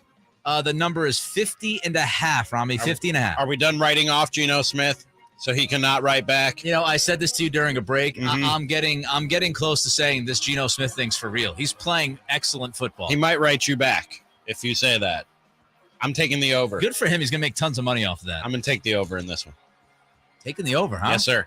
Yeah, I'm going on the under as well. I still don't believe in Geno Smith until he has to show it to me week in and week out. I am. Absolutely, hater, man. Look, I got the juice and the bottle right next to me. I'm taking the under. 50.5 for both of those? Nah, give me under. I'm going over. I think we get a good old-fashioned West Coast shootout.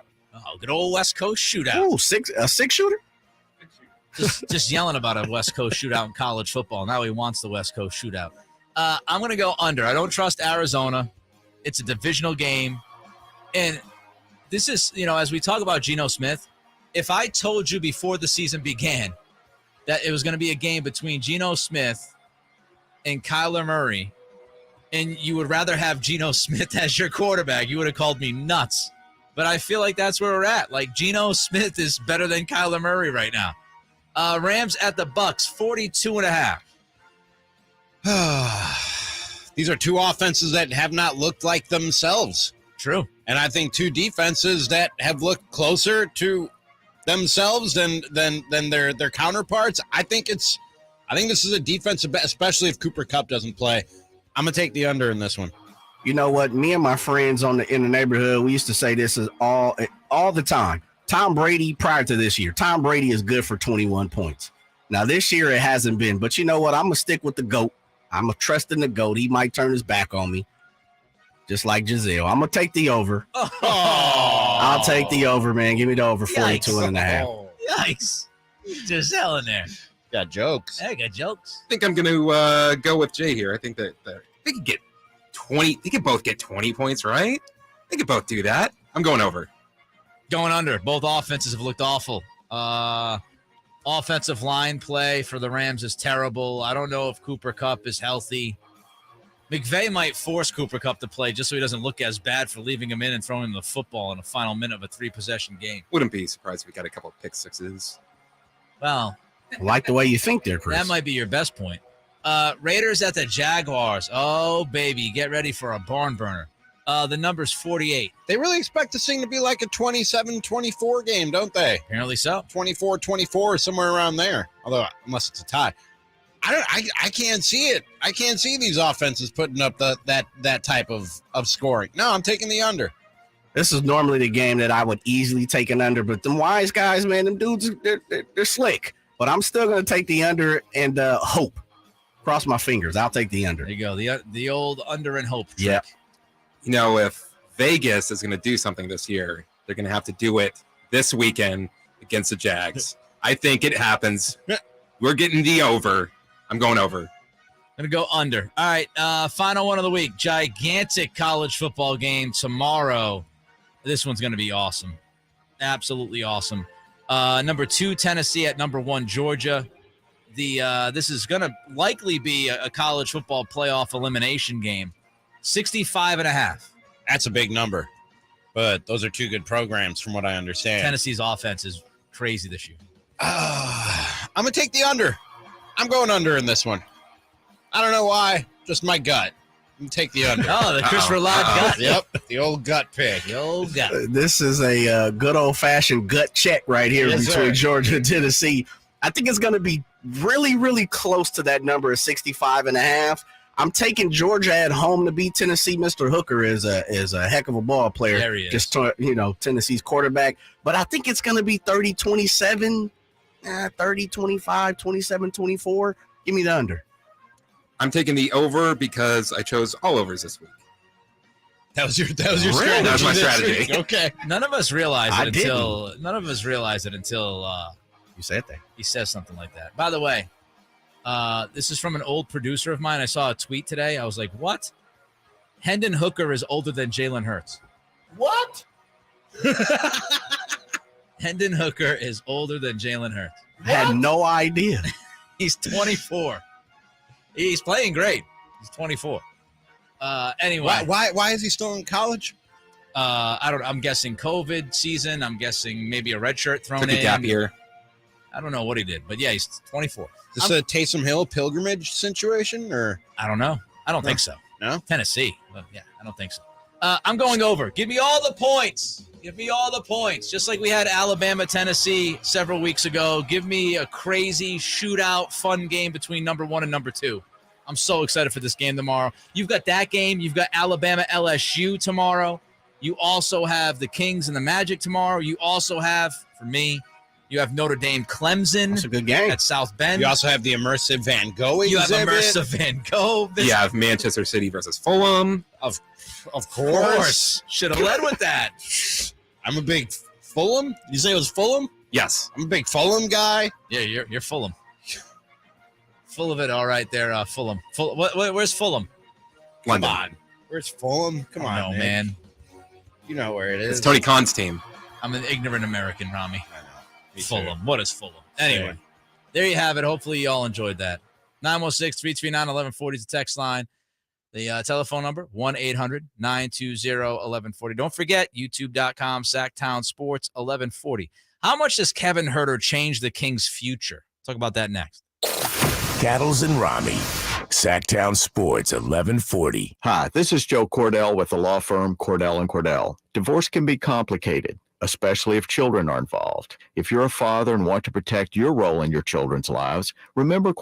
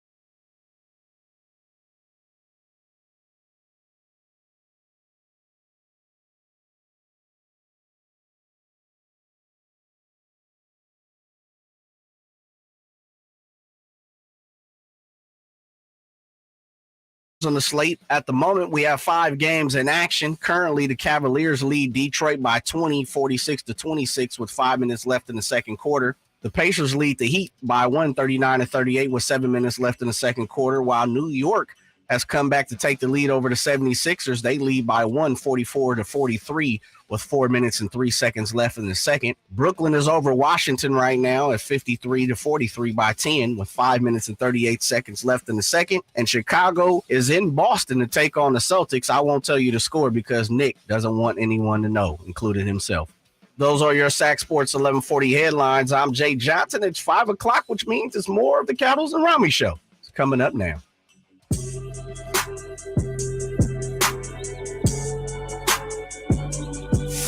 It's the new spot for local sports talk in the afternoon. Cattles and Ramie. Sacktown Sports 1140. Happy Friday, everybody. We have officially started the Ramie clock. He's about 90 minutes away from going to go see the lady and pick her up from the airport. Yes, sir.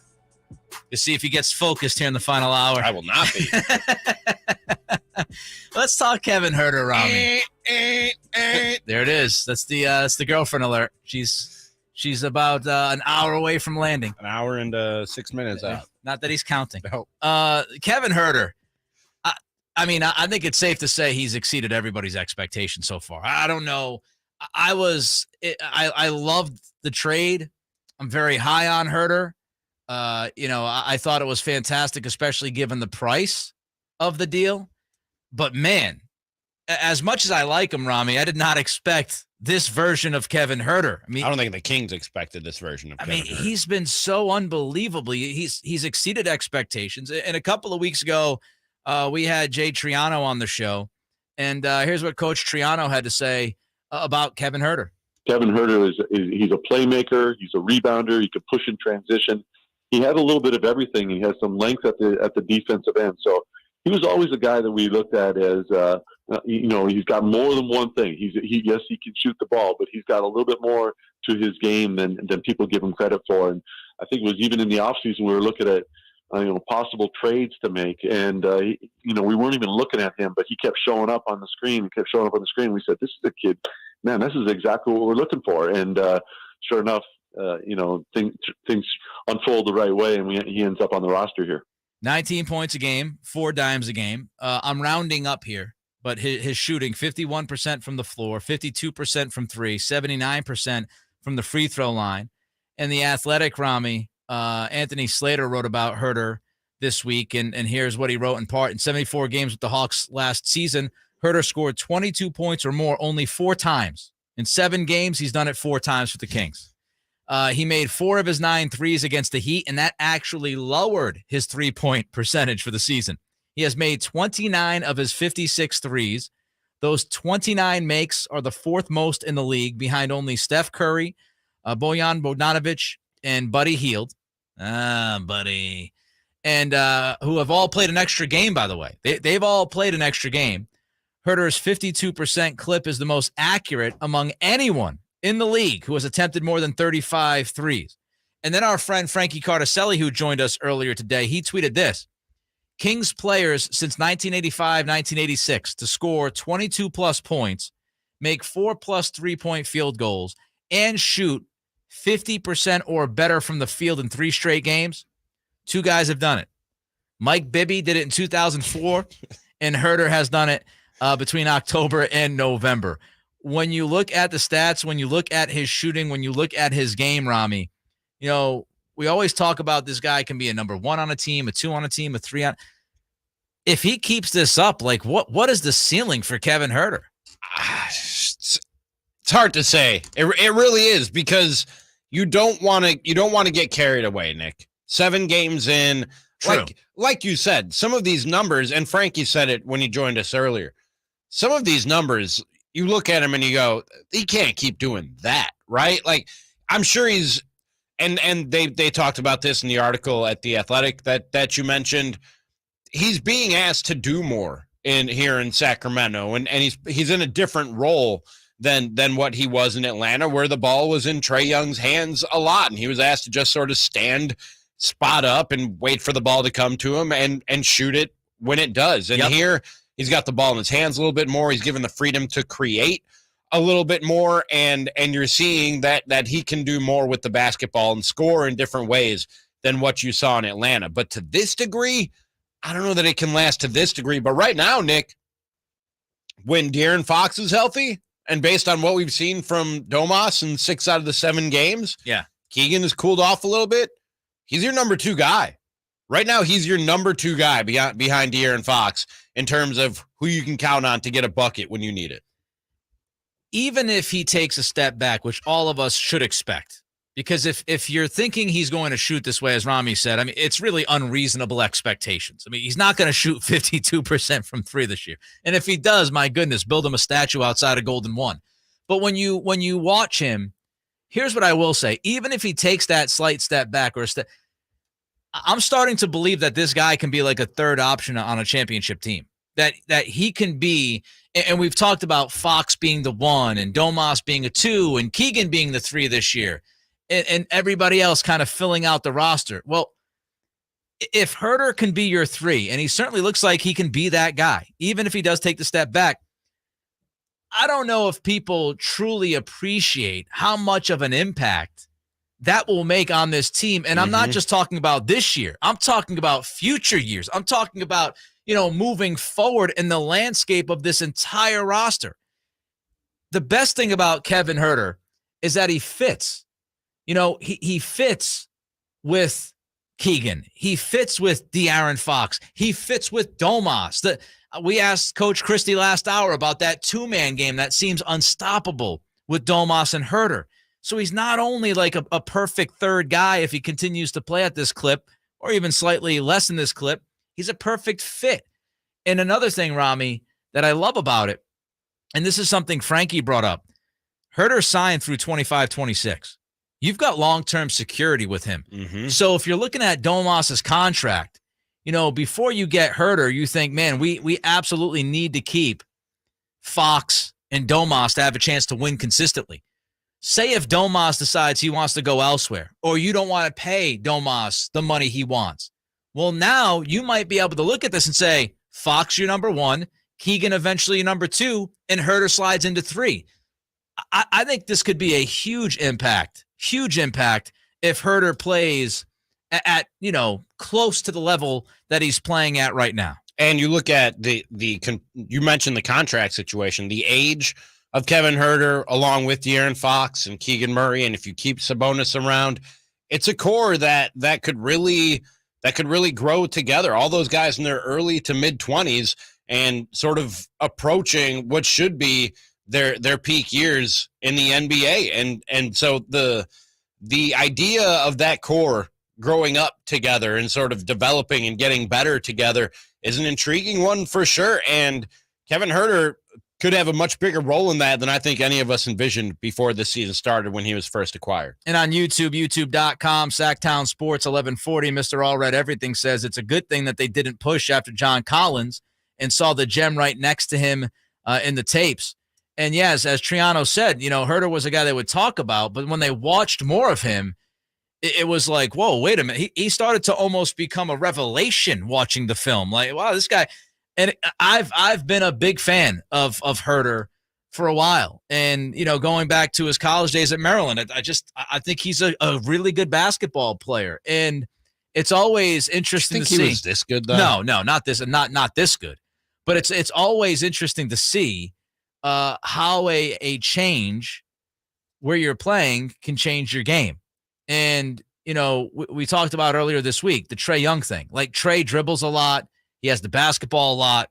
He shoots a lot of threes. And, Huerter was more of a guy who was kind of just like standing around and waiting for Trae to do his thing. And then, I got to catch and shoot 3. Now, he gets to move around the court more often. He's got Domas and Fox and guys that can get him the basketball in different spots. And it just seems like the flow of his offense is so much better.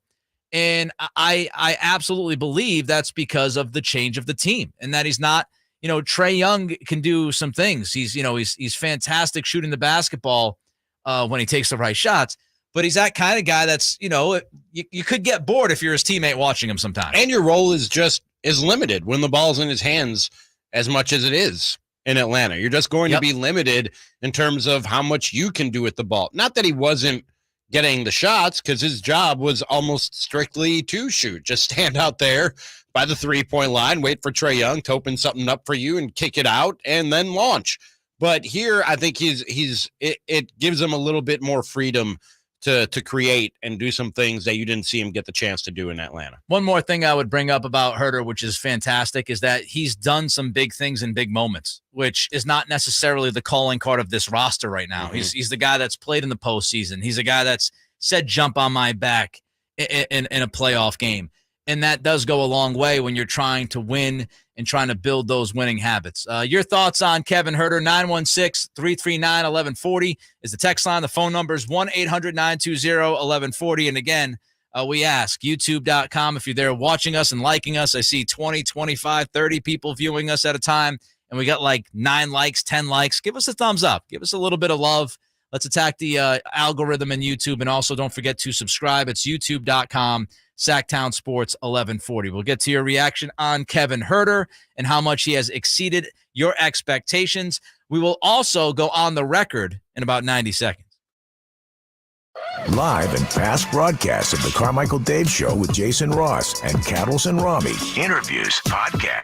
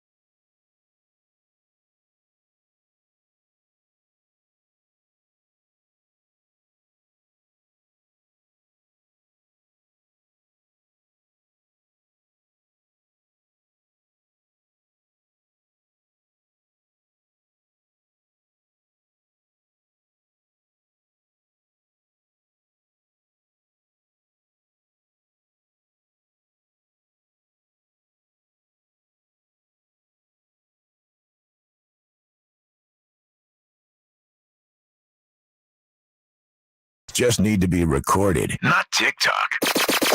We're talking about predictions and guarantees. It's on the record. But off the record, I can't stand those. Yeah. On the record on a Friday. What's happening? Not a great weather weekend, but as I was just telling Ramie during the break, I think all of us are looking forward to this weekend. And I was like, happy almost that it was going to be kind of poopy out tomorrow and over the weekend, because there's so much good stuff to watch. We were talking about it earlier. 3 great college football games that I'm pumped about. There's Crown Jewel tomorrow morning, WWE. There's obviously the Kings and the Magic. Wait, WWE is back on Saturday mornings? Sort of, kind of. We don't want to go too far into that. But yes, they're in Saudi. They're in Saudi Arabia. They're in Saudi Arabia. Okay, time difference. Do you know who Roman Reigns is wrestling, Ramie? Good question. Is it one of the Pauls? I got the Pauls mixed Which up. is exactly why they did it. Okay. See? It's exactly why they did it. Yeah, it's a different kind of show. When they do these Saudi Arabia shows, they kind of go for the big flashy stuff and the big names, and it's not really like your typical thing. But yeah, it's tomorrow morning. But there's a lot going on tomorrow. So it's actually a pretty good day to kind of just hang in the house and watch some college football or go to a Van Gogh immersion thingy. So yeah, it's actually a good day for that. So I'm looking forward to kind of chill out, sit at the pub table in the living room at home, just chill and watch some college football with the wife. Anyway, on the record, let's get to it. Yes, sir. And thanks to all the people who gave us the thumbs up during the quick break there on the YouTube channel, youtube.com, Sacktown Sports 1140. When I say we love you, I mean it. We truly love you all. All right, on the record, I have a feeling my batting average is probably the pretty low. Pretty low. Yeah. I don't feel too confident yet. I don't know. Well, maybe I'm wrong. Yeah, you're all right, man. You're doing okay. You're hitting a solid 273. Okay. You hit last week on Not the bad. run CMC will score 2 touchdowns versus the Rams. And you missed on Keegan Murray will score 25 points next game. What did he score? 22. Wow. No. Yeah, 22. I'm going to hail that for yelling, aren't I? Oh, no, the bosses aren't here. It's Friday, man. Nobody's here. Nobody's here. We could scream like crazy people. Let's see here. Ramie, you're still below the Mendoza line at 182. You had nothing to report last week, though. No. Or excuse me, this week. Chris, he hit on hit on one this week. He hit on Kings will win 2 of the next games, which they did. And I hit dingers. That was a home run. And then so he's hitting a solid, and he missed on the Lakers will not win in October. They actually won on Halloween night against Denver. I was going off of East Coast time. So the game was around 1 o'clock East Coast. I think I should get a little something for that. I should get something for Keegan being off 3 points. Neither of you get anything. Yeah. Okay. You get nothing and you like it. Chris is hitting 412. He's doing his thing. And 412. He's at 412. And I missed on Ozzie Guillen will be the next manager for the Chicago White Sox. Oh yeah, that's right. Who'd they hire? His last name begins with a G, right? Yes. Griffol? Remember, it began with a G. Griffol? Griffel? Not sure. Something like that. Rifle? Something. Griffol? One of those. All right. I'll start. I'm doubling down on Keegan, okay? I missed it last week by 3 points. I'm going to say that Keegan scores at least 20 points tomorrow in Orlando. Keegan Murray scores at least 20 tomorrow against the Magic. 20 in Orlando. And remember, it's a pretty big team. They're big, they're long, they're athletic. Not easy. Not easy matchup for Keegan. Okay. On double. Yeah, that's probably double. He's due. I was going to say triple, but kind of due. But it doesn't matter what you say. It doesn't matter. I want triple too, but I don't count. I don't count at all. All right, Ramie, what do you got, buddy? I was going to do this. So we were short on time last week. I was going to get this one in based off a report. Oh, I like that. The carryover. Aaron Judge. Reports have the Giants as the favorite to sign Aaron Judge. I think the Giants. Wait, didn't you No, do you that? have that in there, bro. Did I get that? You're getting okay. on this, My Ramie. bad. What happened, brother? Oh, my bad. I understand you're not here. You're at the airport right now. This is true. Yes. This is You very, had that very on. true. All right, then I got to come up with a third one then. I'll get one of the other two out of the way. Kyrie Irving will be out of the NBA before the start of next season. Out of the NBA altogether. That's a home run. Out of the NBA Out altogether. of the NBA. Yes. I don't know if it'll be retirement. I don't know if nobody will want anything to do with his nonsense. He will be out of the NBA before the start of next season. Yeah, that's a home run. That's a home run. Yeah. I have. That's a home run. Man. Okay, I'm going with this one. There are 12 games on the NFL slate for the rest of the week, not counting yesterday. I'm going to say 8 or more road teams are going to win this week. Out of 12? Yes. If you look at the schedule, I'm going 8 of the 12. I'm between a double and a triple. What do you think, Ramie? What do you think, Chris? Triple. Triple. I mean, 8 road teams win is pretty high. Yeah, I'll give him a triple. That's stepping out there. All right, again, I don't matter. Okay, no, it doesn't matter what you think. Right. All right, we got Chris. Ralad. I am going with, coming off of a bye, Mahomes is going to tear it up. I'm just going to say he gets 5 touchdowns this weekend. I'm swinging for the fences. 5 touchdowns? 5 So touchdowns. he will account for 5 touchdowns. 5 That's touchdowns. a home run. Yeah, 5 Right? touchdowns. Anybody scoring 5 touchdowns. It's a lot of touchdowns. That's the Al Bundy plus 1. Yeah. The Bundy plus 1. Yeah. Yeah, that's a lot of touchdowns. Even for Mahomes. Even for the He's greatest doing it. player walking on God's green earth, according to Chris, the greatest player that's ever lived. All right, so here's what I'll do. One of either Kyrie or Kevin Durant will be gone from Brooklyn by the trading deadline. That was going to be something I was going to say. One of the two guys will be gone by the trading deadline. I think that's a triple I want to say double, triple at most. Because that thing is crumbling so fast, man. They got to do something. So I'm gonna say a double. I'm going to say About triple. you. Triple? Yeah, I'm going triple. right. Going triple. All right. my guys in the back. I'm going triple. Going triple. All right, Ramie, last one. Oh, this is the last one. Yeah. We're only doing 2 this week. No, 3. I've only done 1. I've only done one. I've only done one. So That was your second, Nick. Yeah, that's your second one. You started. Now you're already at 6 plus. Listen, everybody. You're already at the pub at your house. Listen, everybody. It's a Friday, okay? All right, guys. I want to cash something in this weekend. I need to help this batting average. I want to cash something in this weekend. A little parlay. Keegan gets 20 and the Kings win tomorrow. Oh, so 20 Keegan gets 20. 20 and a win. So he jumps off of my Keegan 20, but he adds the win. And I add the win. He adds the win. So my Keegan 20 was a double, right? Yeah. Yes. I feel we go triple. Because Orlando's got what? 1 win, 2 wins, 2 wins? Once against the champs. I'm going to rattle this one around in the corner. Hustle around for a triple. All right. I like that. I'm going. The Bucks, who are 7-0 right now. Yes. They have 13 more games in the month of November. You watch out. You say something about the Bucks, Ramie. You might get the horns from Ramie. Okay. No, I think JJ's headed down the right road. I'm going to say they play the Los Angeles Lakers on December 2nd. They will go into that game only losing one time. So you're saying 19-1? Yes. Headed into the game with Home the run. Lakers. Home Yeah, run. that's a home Yes. run. Home run. That's a lot. Home run. For Lodge. Okay, I'm also going to do Kings, and I'm going to say this Tuesday, the Kings will have a better record than the Golden State Warriors. That's when they play them, right? They play on Monday. Oh, Monday. Okay. So say that again. So after the game, Yes. after they play on Monday, Yes. the Kings will have a better record than the Warriors. That's a home run. Or wait, what are the records now? I don't have them in front of me. The Warriors are 3-5, right? Yes, and the Kings are 2-5, 2-4, 2-5. Well, they're playing the Pelicans with no one tonight, so they're going to lose. And then that would mean they would play the Kings next, or do they play Sunday? Warriors are 3-6, by the way. 3-6. Okay. So I'd say the Warriors are 3-7 going into Monday night. The Kings are probably 3-5.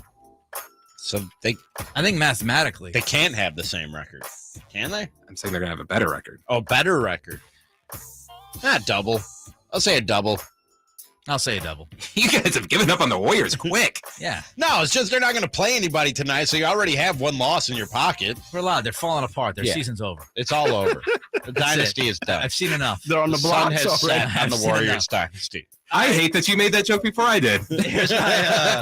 Here's my last one. The Cleveland Cavaliers will finish as a top 4 seed in the Eastern Conference. Okay. Ooh, I'm trying to think. top 4. That's You've got Milwaukee. You've got Boston. You've got I'm gonna say a triple. Philly. Yeah. I'm gonna say a triple. Yeah. I think Cleveland's going to be the team who they beat the Bucks. They play them twice this month. Oh, Yeah. okay. I'll take a triple. Yeah, that's a triple. My turn. Yes. Yes. I need to hedge one of my previous on the record predictions. I don't know if you guys remember, but the first time we ever did on the record, I said Kanye and Yes. Kim back together Oh, by yeah, Christmas. you did. Yes. You did. Kim is probably going to keep her distance for a while, I'm guessing. So I'm going to say before the end of the 2022 calendar year, Yes. we will see rumors of Kim Kardashian and Tom Brady. Oh, By the end Grand of this slam. calendar Before year. the end of 2022, we'll Now- see rumors of Tom Brady So we're just saying and Kim Kardashian. We're saying rumors, so they don't Rumors. have to necessarily actually be together. They were spotted out. Sources close to run. say, Home run. you know, anything like that. And Ramie, you better not get one of these blue check marks pretty quickly and start making your own rumors. I'm keeping an eye on you. and By when's the blue date? By check mark Christmas? before the end of the year. Oh, before so- this, okay, yeah, I gave December myself 31st. a couple extra days. Man, so if they have that kiss on New Year's Day, tough break for Ramie. Wow. All right, I'm gonna sneak my head. That's big time That's right big there, time. brother. That's Grand Slam plus more. I'm going on the Kings hype. I'm going to say the Kings will not only win by double digits. I'm saying they're going to beat Orlando by 20. Wow. Oh, okay. Grand slam. Yeah, that's a home run. Yeah, home run. Yeah. 20 home run. They're going into the Epcot Center. They're going to blow them out.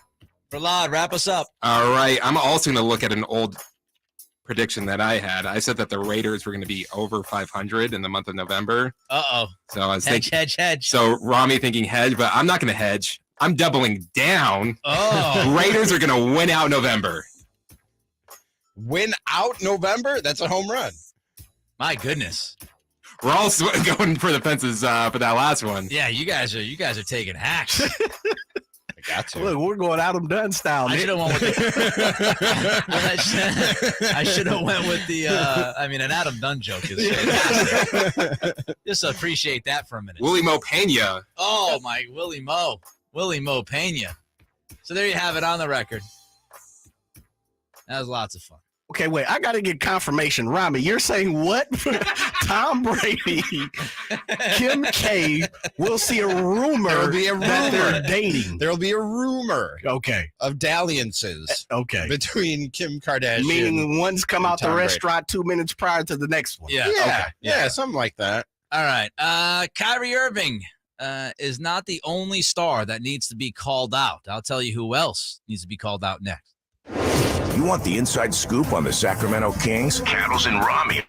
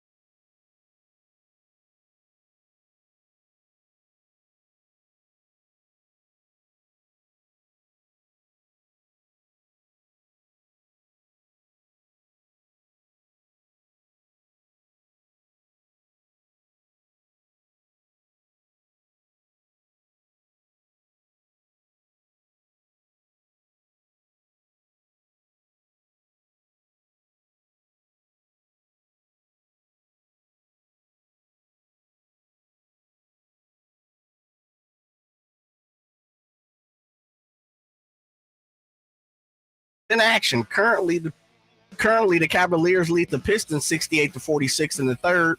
The Pacers lead the Heat 62-54 as they just began the third quarter. The Knicks still lead the 76ers by 5. The score is 66-61. That's in the third quarter.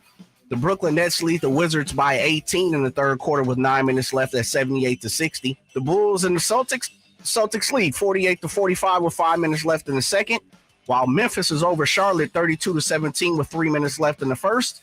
And the Clippers and the Spurs are just getting cooking, though the Spurs are down to the Clippers by 10, 25-15. That's early in the first.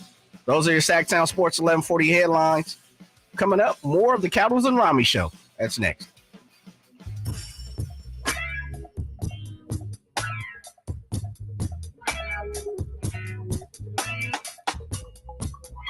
Cattles and Ramie. Sacktown Sports 1140. Remind you, all of our guests like Doug Christie, DC Today, and Frankie Carticelli come to you from the Folsom Lake Honda Hotline. Folsom Lake Honda, your one-stop Honda shop. Shams Charania just tweeted out that Nike is suspending its relationship with Kyrie Irving, effective immediately. And they will no longer, in case you were waiting for this, they will no longer launch his new Kyrie 8, Ramie. Damn. So I know that's brokenhearted for you. I was on the waiting list. So Kyrie's had a tough last 18 hours or so. He was suspended last night by the Nets for at least 5 games, but they did say it was indefinitely. So they could always change that to 10 games, 20 games, who knows. And Kevin Durant met with the media earlier today, and here's what KD had to say. I ain't here to judge nobody or talk down on nobody for how they feel or their views or anything.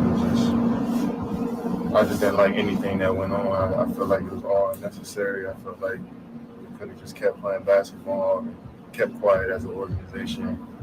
I just don't like none of it. So Ramie, KD thinks the Nets should have kept quiet as an organization.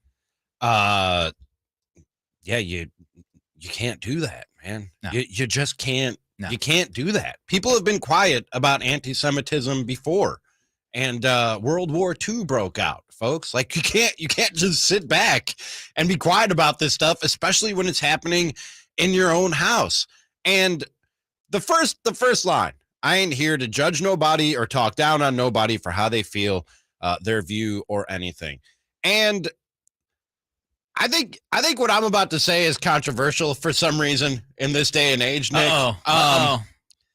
When what somebody has to say is stupid, misinformed, incorrect, hateful, bigoted, dangerous, it's okay to come down on them. Yes. It's okay to judge them, and it's okay to do it loudly from the mountaintops. If somebody's going to be misogynistic, they should be called out for being misogynistic. This stuff matters. Yes. And Kyrie Irving's freedom of speech is not being violated right now by Nike or by the Nets or by the NBA or by anybody else. Your freedom of speech protects you from the government coming down on you for the things that you have to say. Kyrie has not been charged with any crimes, to my knowledge, for the tweet with the link to the anti-Semitic film. But man, silence is the absolute worst, not the worst thing you can do, but coming out and saying, let's not judge, this stuff matters. This stuff, there are effects to this. The FBI had to put out a warning yesterday that there have been credible threats to synagogues around New York City. And there are a lot of things I could talk about right now, Nick, that have gone on recently. Right. Because we sit back and go, oh, we have to respect these wacky conspiracy theorists. We have to respect what everybody says and thinks and believes. We don't, folks. When it's crazy, call it out for being crazy. KD tried to backtrack. He tweeted out, just want to clarify the statements I made at shoot-around, and here's what really set me off. I see some people are confused.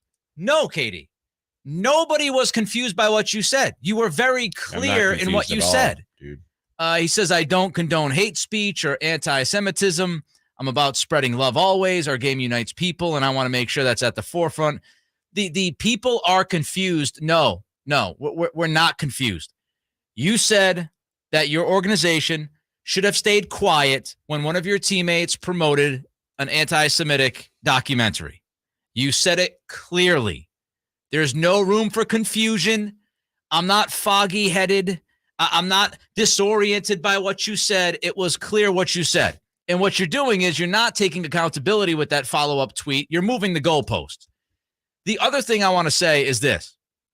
The players have been way too silent. It's been way too quiet about this entire situation with Kyrie. The players have not said much at all. And there is a disconnect, I think, Ramie, fundamentally when you look at how they've handled this. Players are being selective about standing up for social injustice. And I remind people what social injustice means, okay? What that is all about. Social injustice is when actions are taken that infringe upon a group's rights, marginalize their opportunities, or treat them unfairly. And to promote a documentary that is just absolutely full of crap and pushes anti-Semitic ideas and theories, that is treating somebody unfairly. That is marginalizing the group. That's what you're doing. And by Kyrie promoting that documentary, that's an action that infringes upon a group's rights. And so I just remind everybody out there, I'm sure a lot of NBA players would look at Dr. King as a hero. I look at him as a hero. If I could meet one person in history, it would be Dr. King. And I just remind people, Dr. King was about bringing people in. He was about unifying. Social injustice is pretty simple, folks, from my eyes. Social injustice is an all-in or all-out proposition. If you believe in fighting social injustice and you believe that we need to stand up for those who don't have a voice or those who are being marginalized, those who are being unfairly treated, then you should believe that for all of those groups that are being untreated, women, Jewish people, black people, brown people. Social justice is all about unifying and standing up for each other and not doing something divisive like promoting anti-Semitic films or documentaries. And I would also say that Kyrie is undermining some of the things that he has spoken up about before by doing what he's done. If you stand up for Brittany Griner, which I have absolutely zero issue, we should be standing up for Brittany Griner. When you talk about Black Lives Matter, when you talk about other things, equality, right? When you talk about all of that and social justice, anti-Semitism is a part of that. It's baked in with everything else. And you can't be selective and pick. You can't say, "Oh, I'm gonna stand up for Brittany Griner," but hey, man, anti-Semitic film that has a bunch of quack kind of theories and whatever else is in that film. You can't do it because you're undermining everybody else's effort in the fight. And you either stand up and you're in the fight or you're out of the fight. And so I just, I don't understand players being so quiet. Adam Silver, I will say this. I think he's in a very difficult position, Ramie, because the commissioner of the NBA is Jewish. And I think he's concerned that if he came out and suspended Kyrie right off the bat, there would be some of these narratives about, oh, well, the commissioner's Jewish. And of course he came down hard on Kyrie Irving. And I think that's why he's handled this the way he's handled it, which is the NBA has been somewhat sheepish about handling this thing. And I think that plays a role. And one last thing I would say is I don't know if you're the Nets, how can you ever trust Kyrie again? His track record speaks for itself. And I'm not just talking about this incident. Last year it was COVID. Before that, he took a couple of weeks just randomly for political reasons. And, everywhere he's gone, he's got the track record of causing some kind of friction within a franchise. I don't know how you can trust this guy. I wouldn't have trusted him before he came to Brooklyn. I'm with you. So there it is. That's my 2 cents. I wish the league and I wish the players were not as quiet. And it's no wonder. It's no wonder he opted into the final year of his deal because nobody around the league wanted anything to do with this guy. Yep. They gave him a year and said, "Kyrie, can you just play basketball for a year and not raise all hell for the organization that you play for?" And he couldn't. He can't help himself. You'll never guess what a radio show caller did this week. The can't miss audio for that and much more coming up next. Cattles and Ramie.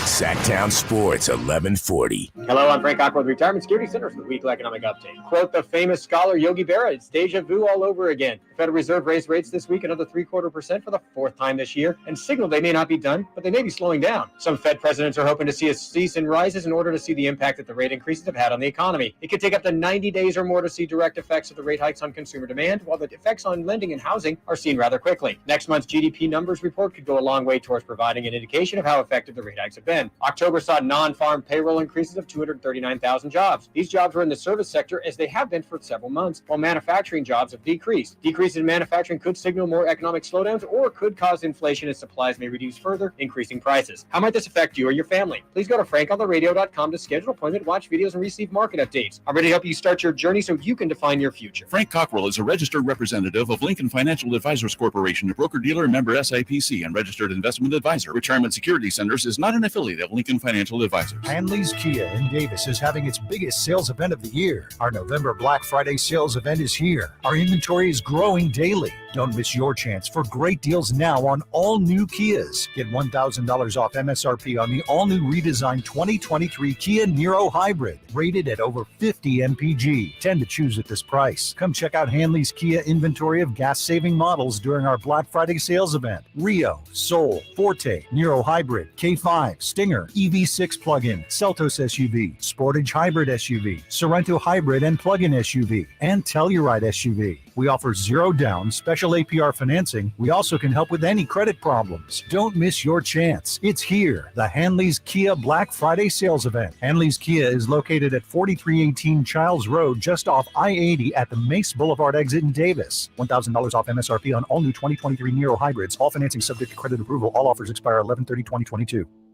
Golf to Go is brought to you by the Hagen Oaks Golf Super Shop. Here's Frank LaRosa. Golf Digest Guy Yoakum compiled 10 things we learned from Arnold Palmer on and off the course. First, invent a system and own it. Arnie described it as a whole way of playing. 2, always dress the part. He said the neatly appointed golfer gives the impression that the course and people are special. 3, remember the kids. Arnie always signed for them, and much of his foundation is devoted to kids. 4, walk and walk some more. 5, a good grip comes first. Arnold was given the grip at age 3 by his dad, who said, don't ever change it. 6, hit the ball hard. 7, it's all about the driver. When I drove the ball well, he said, I was usually tough to beat because my game flowed off that. 8, accept the mysteries of the game. Sometimes you lose your game, he said, and there isn't much you can do about it. 9, imitate your heroes. Byron Nelson was Arnie's role model, and all these years later, Palmer has been an inspiration to many. 10, get it to the hole, he said. If you do that, you'll at least give it a chance to go in, which, if I'm not mistaken, is the object of the game. Arnold Palmer is sorely missed. That's your Golf to Go.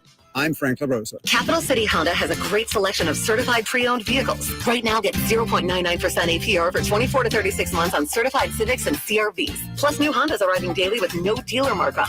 We're the Tire Center, your place to buy your next set of tires. From 24-month tire road hazard coverage to 15-mile complimentary towing at Cap City Freeway by the Hagen Oaks Golf Complex. CapCityHonda.com. Please loyalty for current owners of any 2012 or newer Honda goes toward cap cost or down payment assistance. With approved credit, $42.94 for 1,000 finance. Down payment varies based on credit rating plus TTNL. See dealer for details. Did you catch all the week's headlines? Check the headline. Check the headline. Here's the headline. Extra, extra. Hey, let the fellas fill you in on this week's In Other News.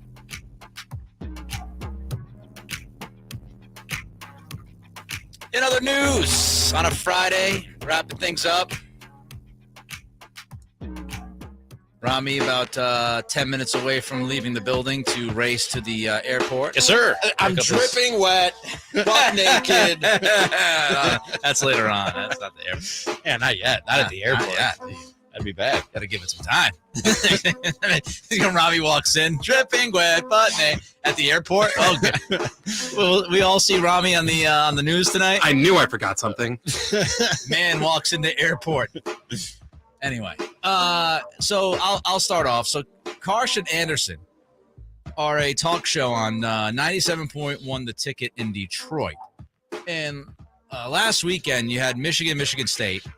And if you did not see what happened after the game, there was a little bit of a kerfuffle involving the two teams in the tunnel. That's one way to put it. Yes.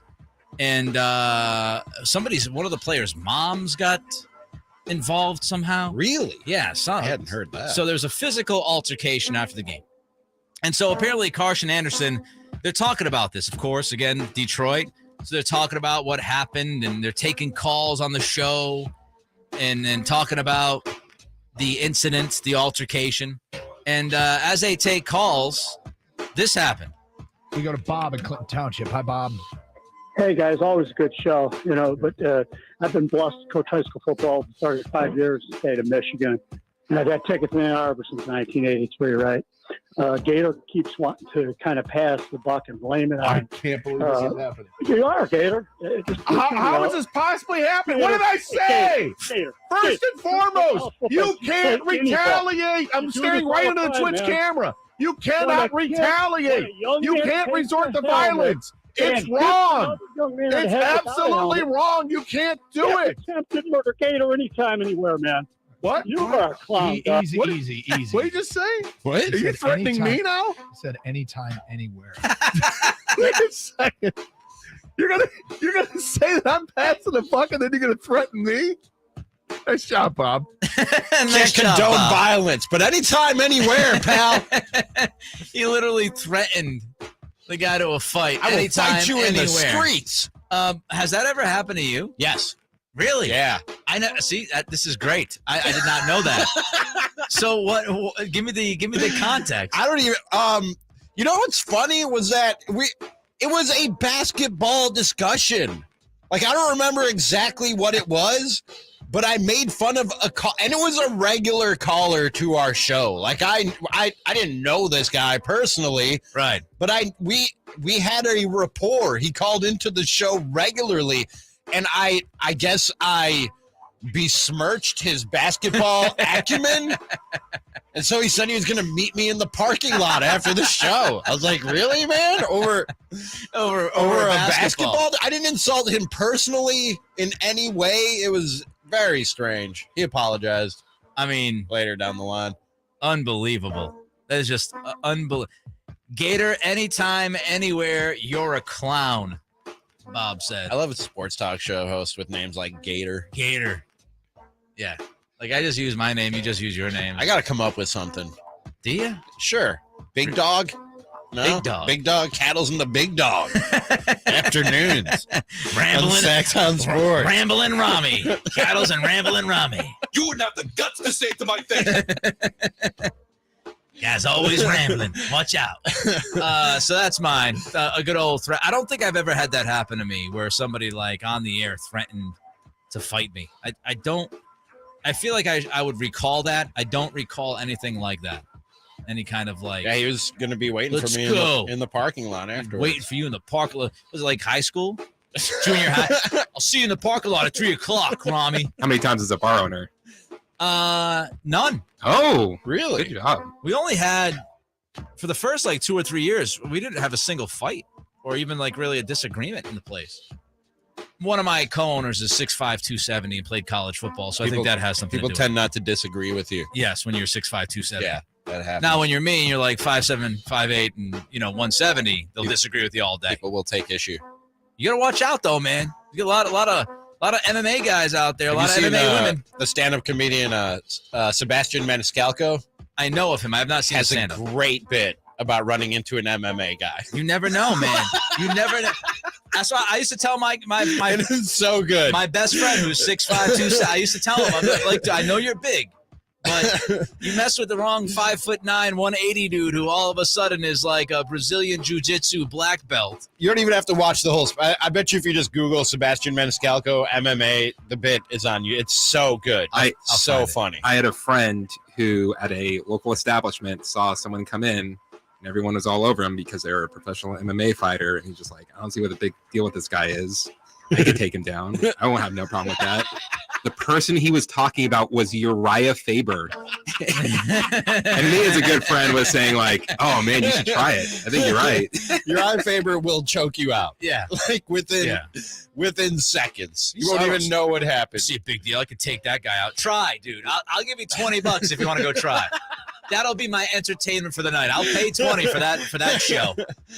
All right, Ramie, what do you got? Flight. You mentioned I'm going to pick up my girlfriend from the airport. As soon Hello, as I leave Emily. here. I know she can't hear me, but I'm saying hello. She's had a day of delays. Oh, God. It's been a mess. Yes. Boarding, deboarding.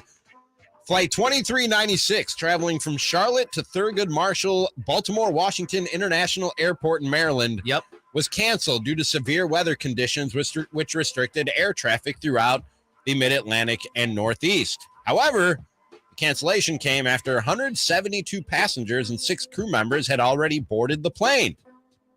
One of the passengers, Brandon Goldner, who is a reporter for WCNC, tweeted that everyone was stuck on the plane for at least a half an hour after the flight was canceled because there was no one to operate the jet bridge and pleaded for help.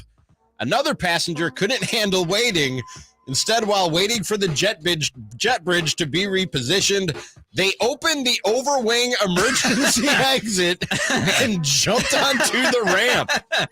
Did they break both their legs? In a follow-up tweet, Goldner shared an image of the open exit door, and later in a follow-up tweet showed a picture of the man being escorted through the airport in handcuffs as they caught him before he even got to the jet bridge. One of the worst things is to be stuck on a tarmac, but I mean, it does feel like removing the exit door and jumping might be a little too dramatic. After half an hour, too. Yeah, it's like I've heard these tales of people being stuck on the tarmac or on the runway for hours.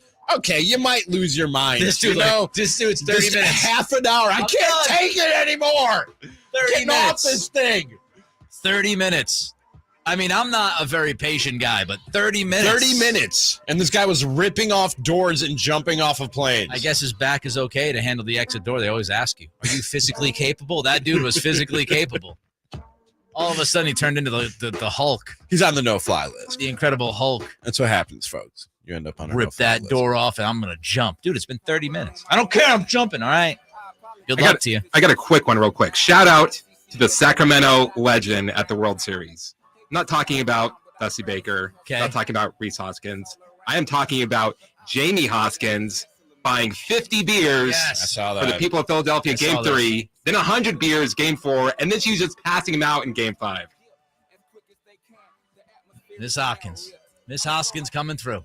Making Sacramento pride. Thanks to Chris. Thanks to JJ. Have a great weekend, guys. Ramie, enjoy the Van Gogh immersion Thank you, sir. thingy tomorrow with the ladies. Tell her I said hello. Will do. We're back on Monday. Till then, be great and enjoy your weekend. Cattles and Ramie, Sacktown Sports. Got your back like chiropractic. If that do you